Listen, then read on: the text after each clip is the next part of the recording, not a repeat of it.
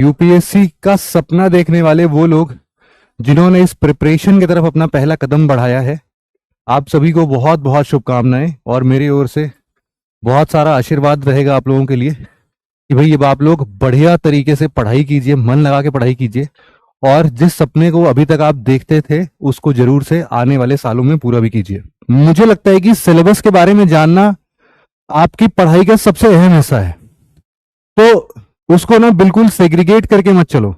ये आज जो हम लोग डिस्कस करेंगे ना, उससे आपकी प्रिपरेशन को एक नेक्स्ट स्टेज तक पहुंचने में मदद मिलेगी।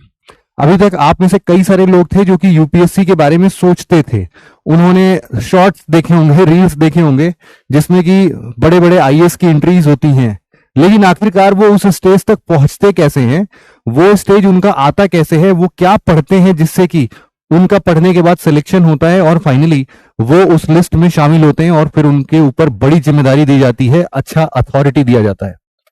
तो आज हम लोग वैसे तो सिलेबस ही डिस्कस करेंगे, लेकिन मुझे उम्मीद है कि आप लोग जब आज सिलेबस को कंप्लीट कर लोगे तो आपके मन में ना एक बहुत ही ज्यादा कॉन्फिडेंस का एक मतलब आप बोल सकते हो एक ऐसा सेंस आएगा जिससे कि आप लोग ना बहुत बहुत बढ़िया तरीके से अपनी यूपीएससी प्रिपरेशन को और स्ट्रेंथन कर पाओगे। तो सबसे पहले मैं आपको अपने बारे में बता देता हूं। आप में से कई सारे लोग हैं जिन्होंने मुझे पहले भी देखा है, कोई कमेंट में बता सकता है क्या?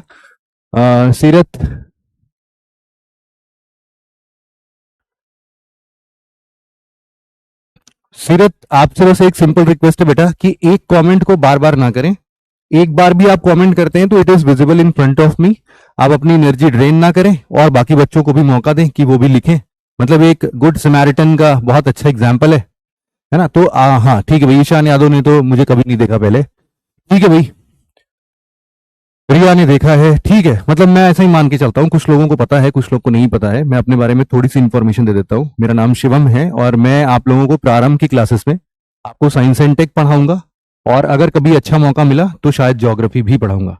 तो मैं यहाँ पर बेसिकली दो सब्जेक्ट्स लेता हूँ, साइंस एंड टेक्नोलॉजी और ज्योग्राफी, ठीक है। तो ये दोनों ही मेरे डोमेन है, दोनों ही सब्जेक्ट को मैं पढ़ाता हूँ। इसके साथ साथ मेरा खुद का अपने यूपीएससी प्रिपरेशन का ऑप्शनल सोशियोलॉजी था, तो मैंने सोशियोलॉजी के बैचेस भी लिए हैं। तो आप में से किसी को भी अगर कभी सोशियोलॉजी, अभी तो फिलहाल मैं नहीं पढ़ाता हूं, लेकिन अगर आपको कभी भी इस ऑप्शनल में भी कोई समस्या आती है तो वो भी आप पूछ सकते हैं बकायदा। आप कैसे पूछेंगे? पूछने के लिए बस मुझे अभी मैं आपको अपना टेलीग्राम चैनल दे दूंगा, आप में से जितने भी लोग हैं आप उसको प्यार से ज्वाइन कर लीजिए। कभी भी कोई भी प्रकार की समस्या आती है आप वहां पर मुझे कमेंट कर दीजिए, मैं क्लास के बाद आपको वहां पर अच्छे से हेल्प कर दिया करूंगा, ठीक है? ठीक है जी। अब इसके बाद यहां से हम लोग स्टार्ट करते हैं अपना आज का सेशन। और चलो नहीं, अच्छा और भी कुछ बता देता हूं। जैसे कि आप सबको पता होगा, यहाँ पर आप सब लोगों ने पीडब्ल्यू ओनली आईएएस में एडमिशन लिया है यार। तो पीडब्ल्यू ओनली आईएएस में मैं one of the founding member हूँ। आप सबको शायद नहीं पता होगा, मैं ओनली आईएएस में तब से हूँ जब सिर्फ 2 या 3 लोग होते थे, जिसमें मैं, सुमित सर और देवेंद्र सर, ये 3 लोग रहते थे। और हमने ही मतलब देवेंद्र सर भी काफी ऑन एंड ऑफ पोजीशन पर थे कि उनके दूसरे कॉलेज के काम और पीएचडी वगैरह भी उनकी बहुत बढ़िया चलती थी, तो वो उस टाइम पर उधर काम में बिजी होते थे। बट हाँ, उनका भी बहुत मेजर कंट्रीब्यूशन था उस टाइम पर। फिर हमने ही ऑफिस की शुरुआत की, हमने यहाँ पर टीम बिल्डिंग की शुरुआत की। ये बात है 2018-17 की, 2017-18 की बात है। यूपीएससी मतलब ओनली आईएएस उससे पहले सुमित सर देखते थे और वो एक यूट्यूब चैनल के मार्फत से बच्चों को एडिटोरियल डिस्कशन और न्यूज़पेपर वगैरह पढ़ाया करते थे। बट फिर जब मैं आया हूं तो यहाँ पर मैंने अपने सोशियोलॉजी का बैच स्टार्ट किया। फिर सर को लगा कि नहीं, और भी बढ़िया है यार, और आप और भी बैचेस स्टार्ट करते हैं और भी देखते हैं। Then we begin with our first course. और बड़ी खुशी की बात है कि जो हमारा पहला फाउंडेशन बैच था उसका नाम भी हमने प्रारंभ ही रखा था। और शायद आप लोग के बैच का जो फाउंडेशन बैच है इसका नाम प्रारंभ पड़ा है, उसके पीछे बहुत बड़ा रीजन है। ये प्रारंभ नाम जो है वो मैंने ही दिया था इस टाइम पर, ये 2017-18 से चला आ रहा है। तो बहुत प्यार मिला आप लोगों से, बहुत बढ़िया लगा। फिर हम लोगों ने बहुत सारे टेस्ट सीरीज, बहुत सारे डोमेन पर काम किया, टीम बिल्ड किया। 3 से 4 लोग हुए, 10 लोग हुए, 20 लोग हुए, 25 लोग हुए। और देखते देखते आज जब पीडब्ल्यू के साथ हम लोग जुड़ चुके हैं, तो पीडब्ल्यू ओनली आईएएस की टीम आज आप लोगों के सामने है। मोर देन 600-700 लोग हैं जो कि इस टीम में ऑलरेडी काम कर रहे हैं आप लोगों के लिए, और दिन रात मेहनत करते हैं जिससे कि आप लोग बहुत अच्छे तरीके से अपनी पढ़ाई को पूरी कर सको।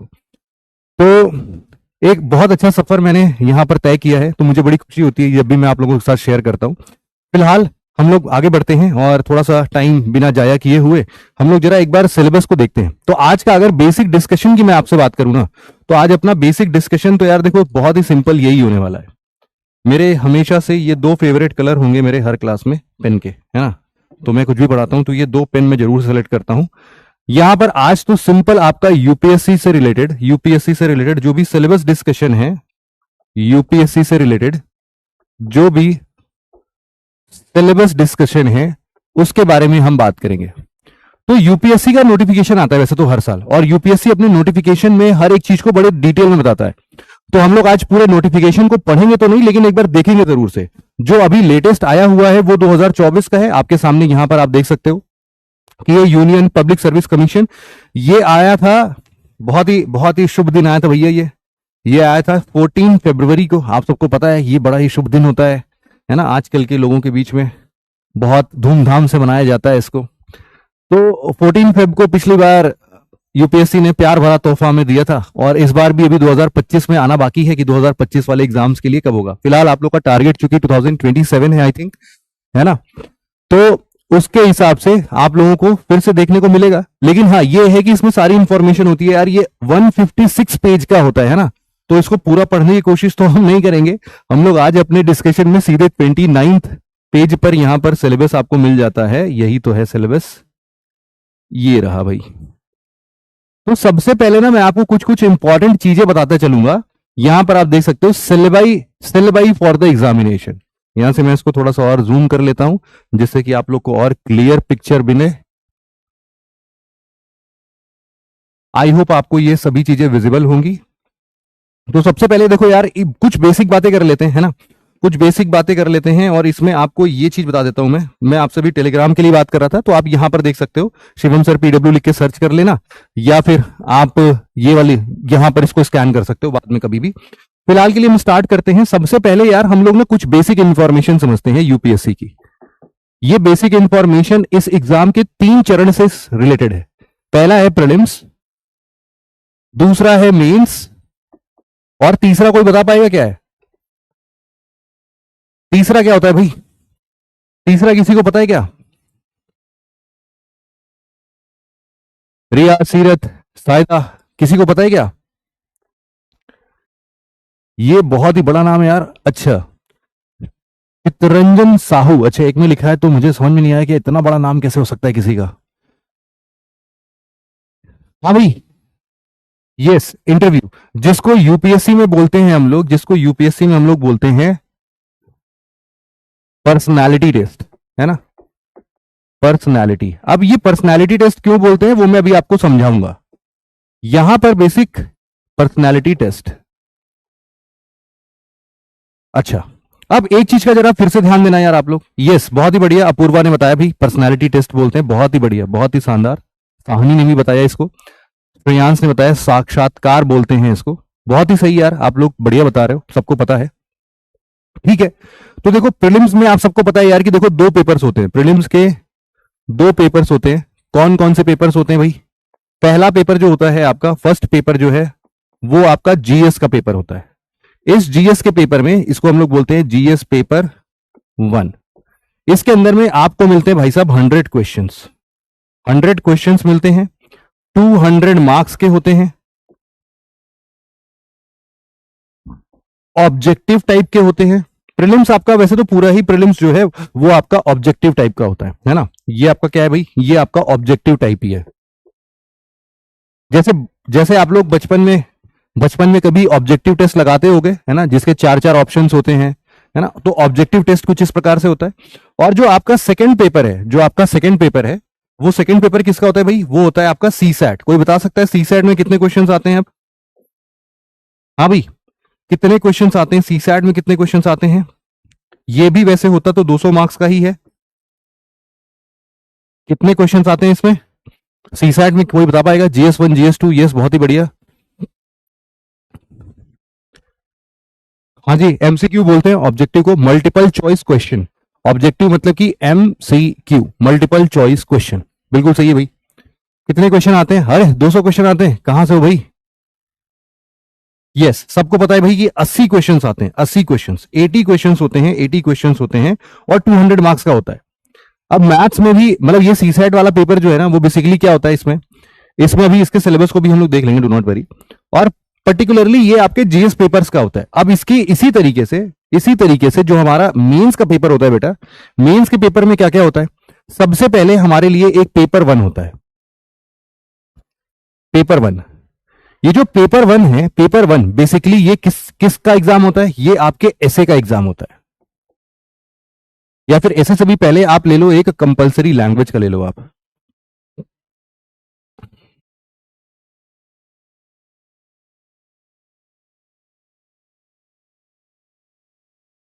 मतलब कि एक दिन आपका पेपर जो है ना वो लैंग्वेज का होता है, फिर एक पेपर आपका पेपर टू जो है वो होता है आपके एसए का पेपर। ठीक है भाई, एसए का पेपर हो गया। फिर इसके बाद आपका एक जो पेपर होता है वो आपके इंग्लिश का पेपर होता है, और फिर उसके बाद आपका paper four, paper five, paper six और पेपर सेवन, ये जो चार पेपर्स हैं ये बेसिकली आपके GS paper one, GS paper two, GS paper three, इनके सिलेबस को भी हमें देखना है, जीएस पेपर फोर। अब इसमें अच्छा एक चीज मैं आपको बताना भूल गया यार, ये बताना क्या भूल गया मैं, कि जो आपका सीसैट का पेपर है ना बेटा, ये क्वालिफाइंग होता है। कितना क्वालिफाइंग होता है पता है क्या? कितने मार्क्स लेके आने होते हैं इसमें? कितने मार्क्स लेके आने होते हैं इसमें, कोई बताएगा? कितने मार्क्स लेके आने होते हैं इसमें? हाँ भाई, कोई बता ही नहीं रहा यार। मैथ से क्या आता है बेटा? ऐसा बोलते हैं कि 10th तक के सवाल आते हैं, लेकिन थोड़े से ज्यादा भी आते हैं, है ना, थोड़े डिफिकल्ट भी आ जाते हैं। लेकिन ये है कि बहुत टफ, जैसे कि आप लोग इंटीग्रेशन, डिफरेंशिएशन, ये सारी चीजें जो होती है वो नहीं होती है। हलीमा, ये सब लोग गलत बता रहे भाई, सबसे सही बताया सौम्या ने भाई। 33%, 33%। मतलब ये इतना मार्क्स है कि बेटा अगर इतना मार्क्स लेके घर जाओगे, अगर अपने स्कूल में हो, कॉलेज में हो, तो पिताजी तुम्हारे डंडा लेके खड़े रहेंगे, है ना। जितना दम लगा के सूत पाएंगे तुमको, उतना तेजी से तुम्हें पीटा जाएगा इस मार्क्स पर। लेकिन भाई साहब यूपीएससी इस मार्क्स को बढ़िया मानता है, और यूपीएससी के अंदर अगर इतने मार्क्स लेके आते हो तो आप क्वालिफाई हो जाते हो, टेंशन ही नहीं है। तो 33% आता है इस सीसैट में। सीसैट का सिलेबस अभी देखेंगे, सिलेबस तो वैसे सभी का देखना है हमें। यहां पर जब हम लोग आते हैं बेटा, यहां पर जब हम लोग आते हैं तो यहां पर हमारे पास कुछ और भी पेपर्स होते हैं। जैसे कि हमारे पास एक पेपर 8 भी होता है और पेपर 9 भी होता है। ये जो दो पेपर्स हैं, ये जो दो पेपर्स हैं हमारे लिए, ये कैसे होते हैं, इनको थोड़ा ऊपर कर देता हूं। हाँ, ये हमारे लिए होते हैं ऑप्शनल के पेपर। ये हम बोलते हैं कि ऑप्शनल, ऑप्शनल पेपर वन और ऑप्शनल पेपर टू। अब यहां पर ध्यान देना कि सभी के मार्क्स आपके ऐड होते नहीं हैं, कुछ कुछ पेपर्स के मार्क्स केवल ऐड होते हैं। जैसे कि मैं आपको बता देता हूं, यहां पर लिखते हैं कि जितने भी जीएस पेपर हैं ये सारे के सारे 250 मार्क्स के होते हैं। 250 मार्क्स, 250 मार्क्स, 250 मार्क्स, 250 मार्क्स। और आपका जो ऑप्शनल होता है ये भी 250 मार्क्स के, 250 मार्क्स के दो पेपर। मतलब जब भी आप लोग ऑप्शनल पढ़ोगे अपना, तो ये ऑप्शनल सब्जेक्ट जो भी आप चूज करते हो उसके 500 नंबर आपको मेंस में मिलते हैं, जो कि काफी बड़ा है।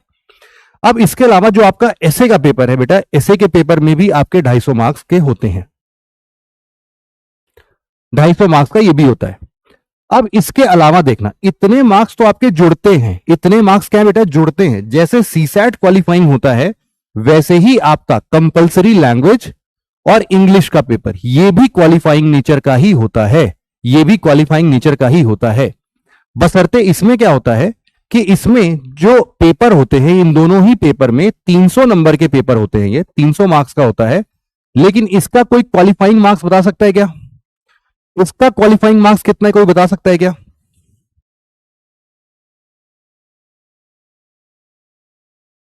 UPSC respect 33% and parents wants 95%। वाह भाई वाह। हाँ भाई, कोई बता पाएगा? दीपाकर, सीरत, पलक, आकांक्षा। एक तो आईईएस ऑफिसर भी आ गए हमारे पास। हो, पलक बोल रही है बेटा 75%। और कोई बताएगा? आईएएस ऑफिसर बोल रहे हैं 75%। अच्छा भाई, पंकज थोड़ा कम हो गए, बोल रहे 50% पे भी हो जाएगा सर। बहुत ही बढ़िया, उदय ने बिल्कुल सही जवाब दिया भैया, उदय ने बिल्कुल बढ़िया बताया है। इसमें चाहिए मात्र 25%। अब सोच लो, 33% पर तो पिताजी डंडा लेके खड़े होते, 25% अगर लेके आ गए तब तो फिर घर से निकाला हो जाता आप लोगों का कि बेटा आप शक्ल मत दिखा देना, तुमने ऐसी समाज में नाक कटा दी है मेरी, अब मैं सिर उठा के जीने लायक नहीं बचा हूं। तुम 25% नंबर लेके आए हो हैं। लेकिन यहाँ भाई साहब अगर इन दोनों सब्जेक्ट्स में 25% नंबर लेके आते हो तो क्लियर है, अपना कोई पंगा नहीं है। अच्छा जरा इन सभी 250 वाले मार्क्स को जरा जोड़ के बताओ कितने मार्क्स का मेंस का पेपर कितने मार्क्स का बन रहा है। यहां पर हम लोग बोल सकते हैं कि जो प्रीलिम्स का पेपर है, जो प्रीलिम्स का पेपर है भाई, इसमें जो टोटल मार्क्स हो रहे हैं वो तो यार देखो पेपर 1 के वजह से ही हो रहे हैं, तो 200 मार्क्स का ही पेपर होगा और इसी में जितना नंबर आप आएगा उसी के बेसिस पर आपका सिलेक्शन इंश्योर होता है। मेंस मेंस का कितना नंबर आ रहा है भाई?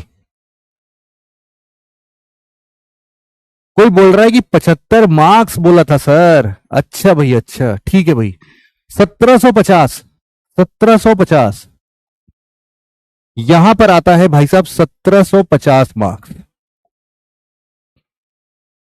1750 मार्क्स। और आपका जो पर्सनालिटी टेस्ट होता है बेटा वो कितने नंबर का होता है? ये होता है आपका 275 मार्क्स का। तो आप देख सकते हो काफी वेरिएशंस है यार हर जगह, है ना। कभी 100 नंबर का पेपर, 200 नंबर का पेपर, कभी 250 नंबर का पेपर, कभी 300 नंबर का पेपर, कभी 275 नंबर का पेपर। तो पेपर के वेरिएशंस बहुत सारे हैं, लेकिन एक मोटा मोटा आइडिया होना चाहिए। यस, बहुत ही बढ़िया, बहुत ही बढ़िया। तो अब आप लोग भाई साहब, हमारा कौन सा साल चल रहा है अभी? कौन सा साल चल रहा है अभी?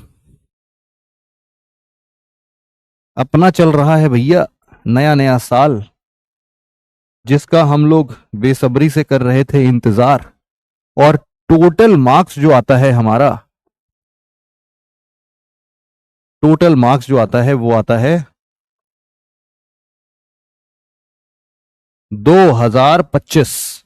ये वही सुनहरा, ये वही सुनहरा साल है जिसका यूपीएससी को बेसब्री से इंतजार था कि 2025 नंबर का वो टेस्ट लेना चाहता है हमसे। यार जो फाइनल रिजल्ट आता है बेटा उसमें ना मेंस के और इंटरव्यू के मार्क्स जोड़ते हैं, इनमें से जो सबसे ज्यादा मार्क्स लेके आता है उसी का सिलेक्शन सबसे ऊपर नंबर पर, है ना। श्रेयांश बोल रहे हैं वी आर चतुर चिंटूस, वेरी गुड बेटा। अच्छा मेरे बच्चे जितने भी होते हैं सबको पता होता है कि यार मैं अपने बच्चों को चतुर चिंटू बुलाता हूं, है ना। तो आप सभी लोग मेरे लिए चतुर चिंटू हो, बस चतुराई वाला काम करना, है ना। बेवकूफ चिंटू बनने की कोशिश मत करना यार।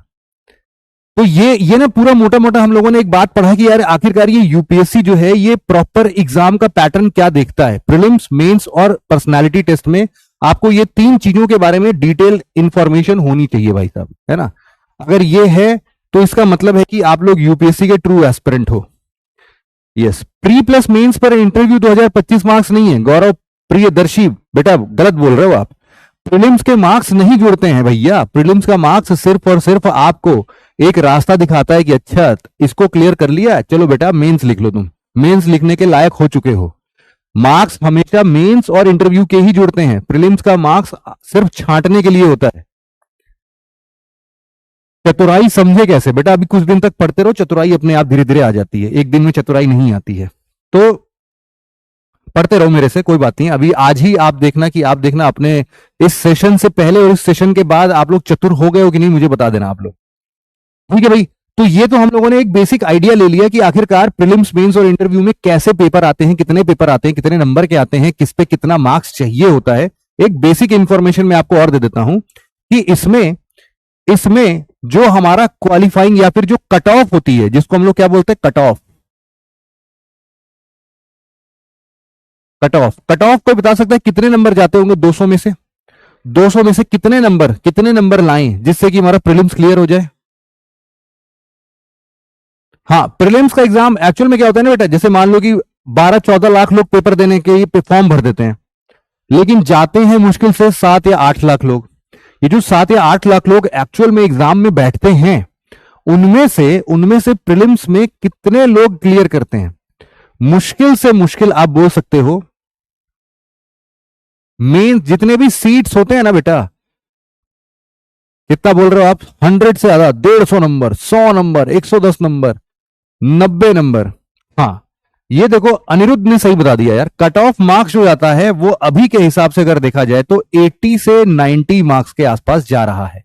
लेकिन हाँ, यूपीएससी के कुछ एग्जाम्स ऐसे भी रहे हैं जहां पर 116 कट ऑफ गई है ना, तो हाईएस्ट कट ऑफ बोल सकते हो। और मिनिमम कट ऑफ आप ऐसे ही लगभग लगभग 80 मार्क्स के आसपास देख सकते हो।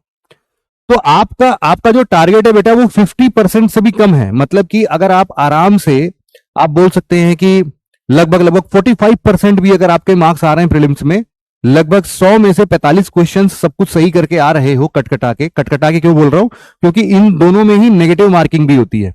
तो 1/3 जो है, अगर एक क्वेश्चन गलत अटेम्प्ट करके आते हो तो उसका 1/3 मार्क्स, मतलब कि 1/3 मार्क्स इसका कट जाएगा और 1/3 मार्क्स इसका अलग होता है। इसका 1/3 अलग होगा, इसका 1/3 अलग होगा, क्योंकि क्वेश्चन के नंबर्स अलग अलग है ना। इसमें 200 नंबर का पेपर 80 क्वेश्चन के लिए है और इसमें 200 नंबर का पेपर 100 क्वेश्चन के लिए। तो 1/3 मार्क्स जो है वो डिडक्ट हो जाता है। तो 80 से 90 मार्क्स। अच्छा चलो, अब एक बार बताओ जरा, 1750 में कितने नंबर लेके आओगे तो मेंस एग्जाम क्लियर कर पाओगे?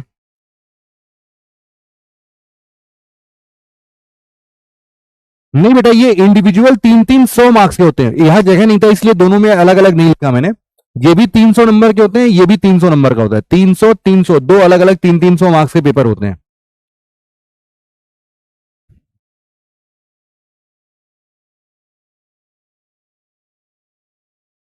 बताइए भाई।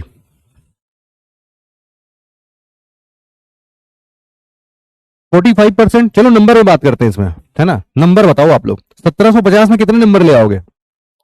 बताओ तो। 1100 नंबर ले आएंगे भाई श्रेयांश चौधरी। 800 900 ले आएंगे अनिरुद्ध। 800 के ऊपर, 850 के आसपास। बिल्कुल सही है यार। ये जो डेटा आप लोग लेके आ रहे हो ये बिल्कुल बढ़िया है यार। इसमें आपको बेटा नंबर चाहिए मुश्किल से 800 से 850 नंबर, है ना। इसका जो कट ऑफ जा रहा है, कहां पर लिख दूं, चलो यहां पर लिख देता हूं। इसका जो कट ऑफ है आपके लिए वो जाता है कितना, 800 800 से 850 नंबर तक। आप इसे कट ऑफ को देख सकते हो, ठीक है।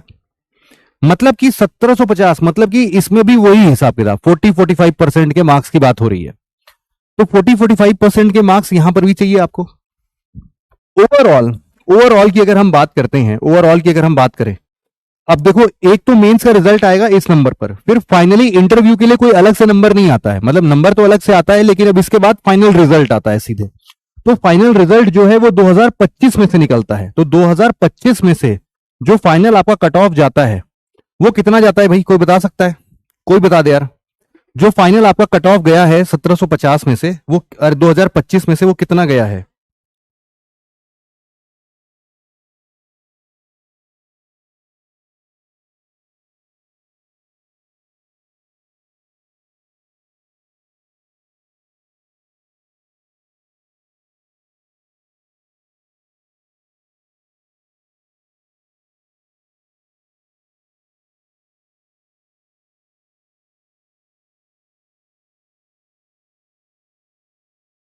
एक हजार पचास, 1150, 950, ऐसे ही देख सकते हो आप। मतलब जो ओवरऑल नंबर जाता है बेटा वो लगभग लगभग ऐसे ही जा रहा है, लगभग लगभग 950 के आसपास, है ना। अप्रोक्सीमेटली 950 नंबर के आसपास जाता है। तो अब आप देख लो कि 2025 में से भी आपको 50% से कम ही नंबर लेके आना है। मतलब यहां पर आपको एवरेज स्टूडेंट ही बनना है। यहां पर कोई 30 मार्क खाओ की जरूरत ही नहीं है। लेकिन हाँ, ये मैं बात करना चाहता हूं कि इतना नंबर लाना भी मुश्किल है। इतना नंबर लेके आना भी मुश्किल है यार, है ना, मुश्किल है। इसके लिए बहुत मेहनत करनी पड़ती है। इसी के बारे में हम लोग बात करते हैं। कई बार ना हम लोग बहुत सारी चीजों को अनदेखा कर देते हैं। आज मैं ना बड़ी ही इंटरेस्टिंग सी एक कहानी सुन रहा था यार। तो उस कहानी में क्या हुआ था कि आप लोगों ने वर्ल्ड वॉर 2 के बारे में तो सुना ही होगा यार, है ना। सीरज, आसमा, रिया, तीरथ, सैराज, आप लोगों ने सुना होगा, है ना, वर्ल्ड वॉर 2 के बारे में। यस, पलक ने बताया, सुना है भाई। तो वर्ल्ड वॉर 2 में जब अमेरिका भी शामिल हो गया था, तो अमेरिका अपने हवाई जहाज से क्या करता था ना, इधर उधर में सबके दुश्मन देशों के ऊपर बम्बार्डमेंट करता था। अब यार, जो दुश्मन देश की टेरिटरी में घुस के ऊपर हवाई जहाज से बम्बार्डमेंट करोगे तो भाई नीचे से भी तो लोग गोली वोली चलाएंगे ही तुमको, है ना। तो उसमें से वो लोग देख रहे थे कि यार बहुत सारा विमान जो है उनका खराब हो जा रहा था। तो उनको बड़ी चिंता हुई कि यार ये तो बड़ा लॉस है, हम जाते हैं दुश्मन देश में उनको नुकसान पहुंचाने, उल्टा हमें भी नुकसान हो जा रहा है। तो उन्होंने ना एक दिमाग लगाया, उन्होंने सोचा कि यार देखो हम क्या करते हैं ना, इसमें शील्डिंग कर देते हैं, अपने जहाजों में लोहे का शील्ड कर देते हैं। फिर किसी ने बताया कि भैया क्या बकवास बात कर रहे हो, लोहे का शील्ड कर दोगे, मामूली बात है क्या, इतना भारी हो जाएगा प्लेन उड़ेगा ही नहीं, कैसी बकवास बातें करते हो। बोले हाँ यार ये तो दिक्कत है यार। तो मतलब किसी दूसरे चीज की शील्डिंग कर देते हैं, लोहे की ना करें तो अब ये हुआ कि यार लेकिन अगर किसी भी दूसरी चीज की शील्डिंग भी करोगे भैया तुम्हारा एरोप्लेन बहुत भारी हो जाएगा, ये फाइटर जेट उड़ के जा ही नहीं पाएगा। तो अब क्या करें, तो उन्होंने बोला कि देखो फिर एक काम करते हैं कि कहीं कहीं पर शील्डिंग कर देते हैं। तो उन्होंने ना एक्सपेरिमेंट करना शुरू किया, और एक्सपेरिमेंट पता लगाया कि ये देखो कि जितने भी जहाज हमारे पास आए हैं उनमें सबसे ज्यादा गोली किस जगह पर लगी है। तो उन्होंने ना छांट के कुछ हिस्से निकाले और देखा कि अच्छा इन इन जगहों पर सबसे ज्यादा गोली लगी है भाई साहब, तो फिर इन पर शील्डिंग कर देते हैं, जहां जहां पर गोली ज्यादा लगी है वहां वहां पर शील्डिंग कर देते हैं। तो सबने बोला भाई सही है सही है सही है। लेकिन उन्हीं के ग्रुप में एक बढ़िया सा मैथमेटिशियन भी था, वो आता है बोलता है कि I have a different opinion. तो उन्होंने बोला कि हाँ जी बताइए। कह रहे कि हमें उन जगहों पर नहीं करना चाहिए जहां पर गोली ज्यादा लगी है, बल्कि हमें उन जगहों पर शील्ड करना चाहिए जहां पर गोलियां नहीं लगी हैं। तो लोगों ने बोला कि भाई ये क्या बेवकूफी वाली बात कर रहे हो यार तुम, है ना, जहां गोली नहीं लगी है वहां पर शील्ड करने क्या मतलब है। तो उस इंसान ने बताया कि देखो तुम बात समझे नहीं, इन जहाजों को तुम ठीक से ऑब्जर्व करो, ये उन उन जहाजों को आप देख रहे हो जो कि उनके उस वाले हिस्से पर गोली लगी तब भी वापस आ गए, है ना। कुछ जहाज तुम्हारे वापस ही नहीं आए हैं, क्यों, क्योंकि उनको दूसरी जगह गोली लगी है। तो अब बात समझे क्या, कि उस इंसान का कहना था कि भाई साहब जिसको तुम अपना बेस मान रहे हो ना, जिसको तुम अपना आइडियल मान रहे हो, वो जरूरी नहीं है हर बार सही हो। जैसे कि हम लोग हर बार ना सपने देखते हैं, लोगों को बड़े बड़े कहानियां सुनते हैं कि अरे यार ये तो कॉलेज ड्रॉप आउट है यार, मार्क जुकरबर्ग है ना, बहुत स्टीव जॉब्स हैं यार, मतलब ऐसे बहुत सारे लोग हैं कि मैं तो सड़क पर सोता था, अब मैं आज करोड़पति बन गया, अरबपति बन गया हूं। यार हर कोई नहीं बनता है ना, हर कोई नहीं बनता है। तो it is not always possible to see the world as it is visible to you. जैसा दिखता है जरूरी नहीं है कि वैसा है। तो हमेशा इस बात का ध्यान देना कि यूपीएससी में ना इस बात की बड़ी जरूरत पड़ेगी आपको, कि जरूरी नहीं है कि जो चीजें जैसे दिखती है, जैसे अभी सुनने में तो लग रहा है कि अरे बस 33% लाना है यार, यूं लेते आएंगे, 27 क्वेश्चन ही तो लगाने 80 में से। लेकिन जब एक्चुअल में 27 क्वेश्चन लगाने बैठोगे बेटा 2 घंटे में, नहीं लगता है। ज्यादातर लोग सीसेट में फेल हो जाते हैं। इनफैक्ट आईआईटी के पढ़े हुए मैथ बैकग्राउंड वाले बच्चे भी फेल होते हैं इसमें। तो आप समझ लो कि अगर वो फेल हो रहे हैं तो आपके लिए टफ टास्क होगा ये। सिमिलरली यहां पर इतने जीएस पेपर हमने लिख लिए कि यार 1750 में तो सिर्फ 800 850 नंबर लेके आने हैं यार, क्या ही करना है। लेकिन सच में बड़ा मुश्किल काम है यार लेके आना, तभी तो इतने चुन्नू भर के लोगों का सिलेक्शन होता है। कंपटीशन बहुत टफ है ना। अब आप सोच लो कि 12-14 लाख लोग फॉर्म भरते हैं, उसमें से वैकेंसी सिर्फ 800-900 की ही आती है। तो कहां 14 लाख लोग, कहां पर 800 वैकेंसी, 900 वैकेंसी। तो आप सोच लो कि क्या रेशियो निकल कर आता है इनका। एक सीट के लिए हो सकता है कि 2000-5000 लोग फाइट कर रहे हो, तब जाके 5000 में से किसी एक का सिलेक्शन होगा। समझ रहे हो इस बात को। तो इसीलिए जरा ध्यान से समझना इस चीज को। चलो अब इतनी बातें आप लोगों को क्लियर हो चुकी हैं, तो now we can definitely learn about the syllabus, क्योंकि आपके पास आइडिया मिल गया है कि एक्चुअल में क्या क्या चीजें होती हैं अब यहां पर। तो सबसे पहले समझते हैं हम लोग आपका प्रिलिमिनरी एग्जाम, प्रीलिम्स की बात कर रहा है। तो इसमें बोल रहा है कि यार देखो पेपर 1 जो भी हम लोगों ने 200 नंबर का देखा था, जिसके बेसिस पर कट ऑफ निकलता है, वो जो कट ऑफ है वो बेसिकली कैसे निकल रहा है वो एक बार समझते हैं हम लोग। तो इसमें बोल रहा है कि देखो नेशनल और इंटरनेशनल इंपॉर्टेंस के जितने भी आपके करंट इवेंट्स है वो पढ़ लो। मतलब कि आपका सबसे इंपॉर्टेंट सोर्स क्या आ गया भैया, करंट अफेयर्स। करंट अफेयर्स अगर अभी आप लोग न्यूज़पेपर वगैरह नहीं पढ़ते हो तो मैं आपको सजेस्ट करूंगा कि अगर आपकी अंग्रेजी बहुत बढ़िया है तो आप द हिंदू पढ़ो, और अगर आपकी इंग्लिश ठीक ठाक सी है तो आप इंडियन एक्सप्रेस को पढ़ो, वो आपके लिए ज्यादा बेनिफिट करेगा। और इनफैक्ट अगर जिसको न्यूज़पेपर नहीं ही पढ़ना है तो उसके लिए क्या है, तो आप समझते हो पीडब्ल्यू ओनली आईएएस पर एक यूट्यूब चैनल है, ये एक वाईटी चैनल है, इस पे सुमित सर हैं, अपना एडिटोरियल डिस्कशन करते हैं। तो आप उसको सुनना स्टार्ट कर दो। मतलब कि इन सब चीजों को ना आप अपने प्रिपरेशन का हिस्सा बना लो। सिमिलरली ये बेसिकली आपको मेंस में अच्छे मार्क्स दिलाने की बात करेगा। एक इसी तरीके से एक और चैनल है जिसको हम लोग बोलते हैं ओनली आईएएस एक्सटेंडेड। आप में से कई सारे लोग शायद इसको फॉलो भी करते होंगे। ओनली आईएएस एक्सटेंडेड का वाईटी चैनल है, वहां पर एक इनिशिएटिव आती है रोज के रोज, ये दोनों के दोनों इनिशिएटिव्स रोज आ रहे हैं। उसका नाम है प्रीलिम्स बूस्टर, ये ऋषभ सर लेते हैं। तो प्रीलिम्स बूस्टर को आप लोग पढ़ सकते हो, है ना। प्रीलिम्स बूस्टर ये आपके प्रीलिम्स के लिए इंपॉर्टेंट होते हैं। इन दोनों को अगर आप शिद्दत से पढ़ने लगोगे तो it will not take more than 1 hour. 1 घंटे का काम है, लेकिन ये 1 घंटे का काम अभी से शुरू कर दो, है ना। अभी से इसको शुरू कर देना यार। तो यहां पर करंट इवेंट्स का पढ़ाई कैसे करना है, अगर अभी दिमाग नहीं लगाना है, कोई नोट्स नहीं बनाने बेटा, सिर्फ और सिर्फ इन 2 सेशंस को सुनना है। या फिर आप अगर ऐसी प्रैक्टिस कर सकते हो कि रोज न्यूज़पेपर थोड़ा देर पढ़ लो, 15 मिनट, 20 मिनट, आधे घंटे पढ़ लो, तो वो हैबिट सबसे बेस्ट है। अगर उससे समझ में नहीं आता है तो आपके सामने ये 2 इनिशिएटिव है, इन सबको लिखते चलना, क्योंकि जैसे ही मैं इस स्लाइड को थोड़ा भी ऊपर नीचे करूंगा ये सारे के सारे अपने आप इरेज होते जाएंगे, है ना। तो ये स्टोर नहीं होते हैं यहाँ पे। फिर इसके बाद जरा हम लोग देखते हैं क्या है। हिस्ट्री की बात हो रही है। सबसे पहला टॉपिक क्या आ गया हमारा, हिस्ट्री का। कब की हिस्ट्री है, ये बोल रहा है इंडिया की हिस्ट्री पढ़ना और इंडियन नेशनल मूवमेंट की हिस्ट्री पढ़ना। अब इंडिया की हिस्ट्री जब ये बोलता है तो इसका मतलब समझते हो बेटा, इसका मतलब ये है कि इस हिस्ट्री में कई सारी बातें छिपी हुई हैं। जैसे कि इसमें कौन कौन सी बातें छिपी हैं, इसमें छिपी है एंशिएंट इंडियन हिस्ट्री, मतलब इंडिया की एंशिएंट हिस्ट्री पढ़नी पड़ेगी, इंडिया की मेडिवल हिस्ट्री पढ़नी पड़ेगी, इंडिया की मॉडर्न हिस्ट्री पढ़नी पड़ेगी, और at the same time India का आर्ट एंड कल्चर भी पढ़ना पड़ेगा। ये छिपी हुई बातें जो कि हमें तो समझ में नहीं आती हैं, लेकिन भैया हमें पढ़ना पड़ता है ना।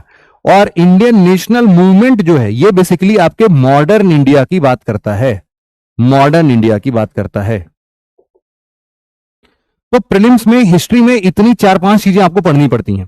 सिमिलरली फिर आपका आता है इंडिया का ज्योग्राफी और वर्ल्ड ज्योग्राफी। अब देखो इसमें भी ध्यान रखना, प्रीलिम्स में भी आपका फिजिकल ज्योग्राफी है, प्रीलिम्स में ही आपका इकोनॉमिक ज्योग्राफी है, प्रीलिम्स में ही आपका सोशल ज्योग्राफी भी है।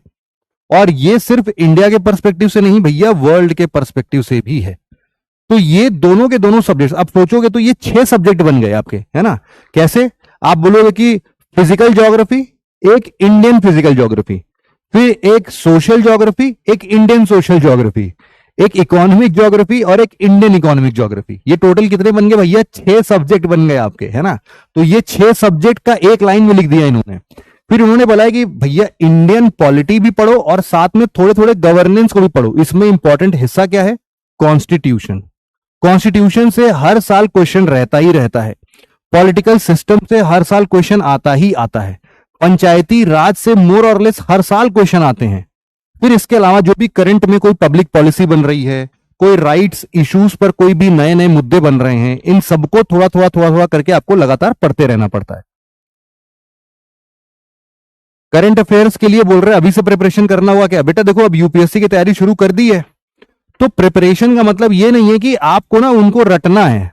अभी के लिए आप करंट अफेयर को, आप लोगों के घर में चाचा जी होंगे, पापा जी होंगे, ताऊ जी होंगे, वो लोग देखते नहीं हो सुबह सुबह उठते ही उनका नशा होता है, वो न्यूज़पेपर खोज खाज के लेके आते हैं, हिंदी का दैनिक जागरण, अमर उजाला, ये सब पन्ने पलट के पूरा 1 घंटे में पूरा निपटा डालते हैं। एक एक खबर उनको पता होती है, किसके घर में चोरी हुई है, कहां पर वो मंदिर बन रहा है, वहां पर लोगों को इतना दिक्कत हो गई है ना, सब पता होता है उनको।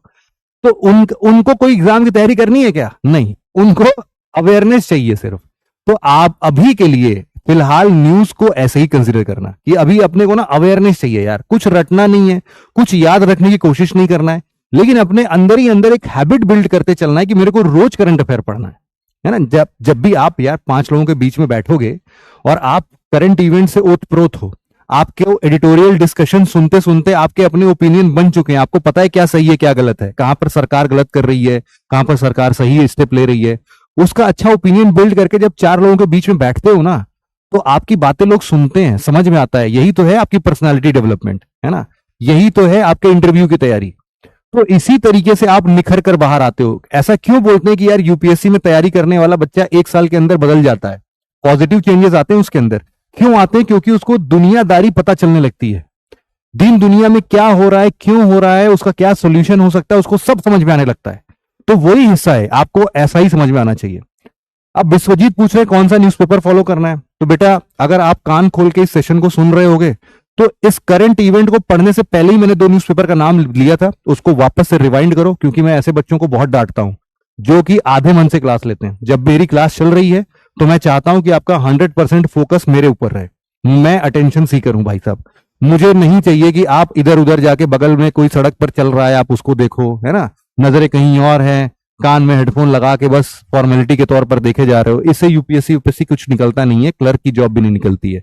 तो इसीलिए वापस से देखना इस चीज को, ठीक है भाई। सर बस काम की नहीं पता होती। हाँ काम की बेटा नहीं पता होती है, वो बात अलग है, क्योंकि उनको तैयारी नहीं करनी है ना। ठीक है, फिर नेक्स्ट आता है हमारा, नेक्स्ट आता है इकोनॉमिक एंड सोशल डेवलपमेंट। क्या आता है भाई? Economic and social development.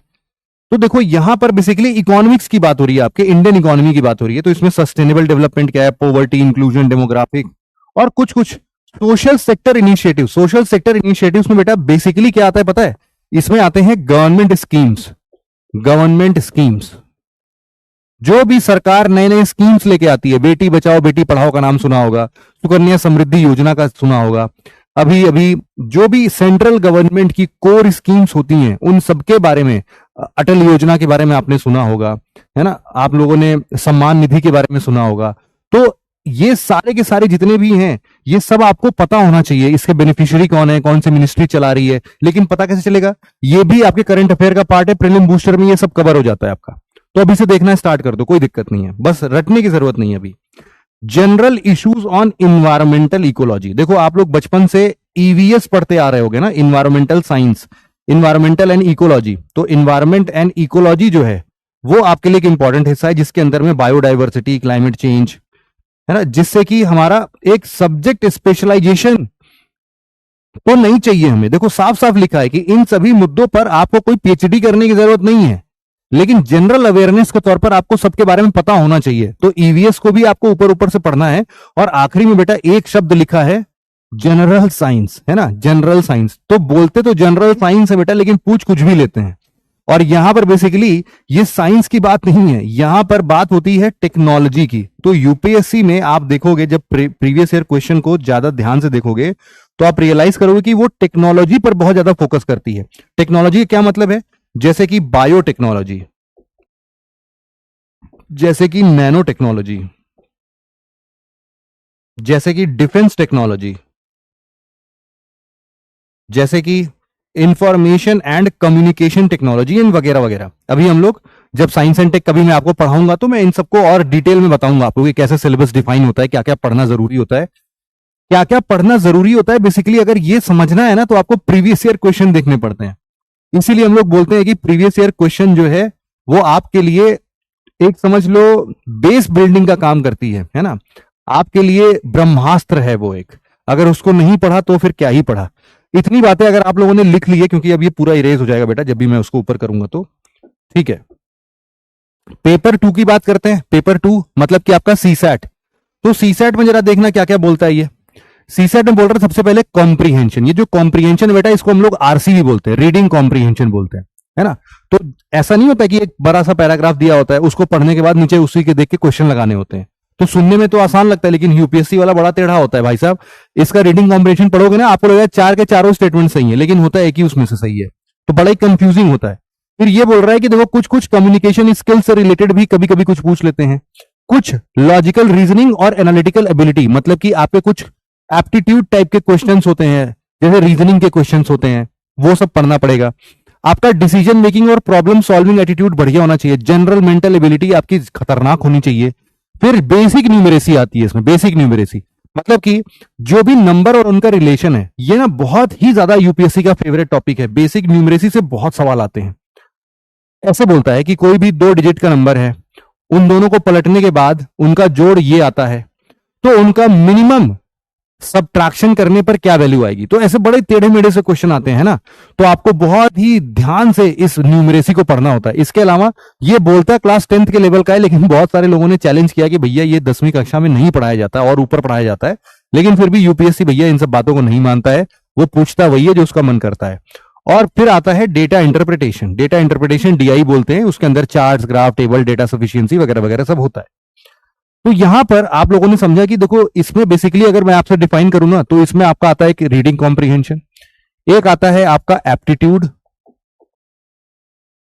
एक आता है आपका रीजनिंग। इन 3 पोर्शंस में आप अपने पूरे सीसैट को डिवाइड करके देख सकते हो। एप्टीट्यूड का मतलब है कोर मैथ, कोर मैथ्स, जिसमें कि आपका प्रॉफिट एंड लॉस, परसेंटेज जैसे चैप्टर्स होते हैं ना, परम्यूटेशन एंड कॉम्बिनेशन, ये सब चैप्टर्स आते हैं आपके।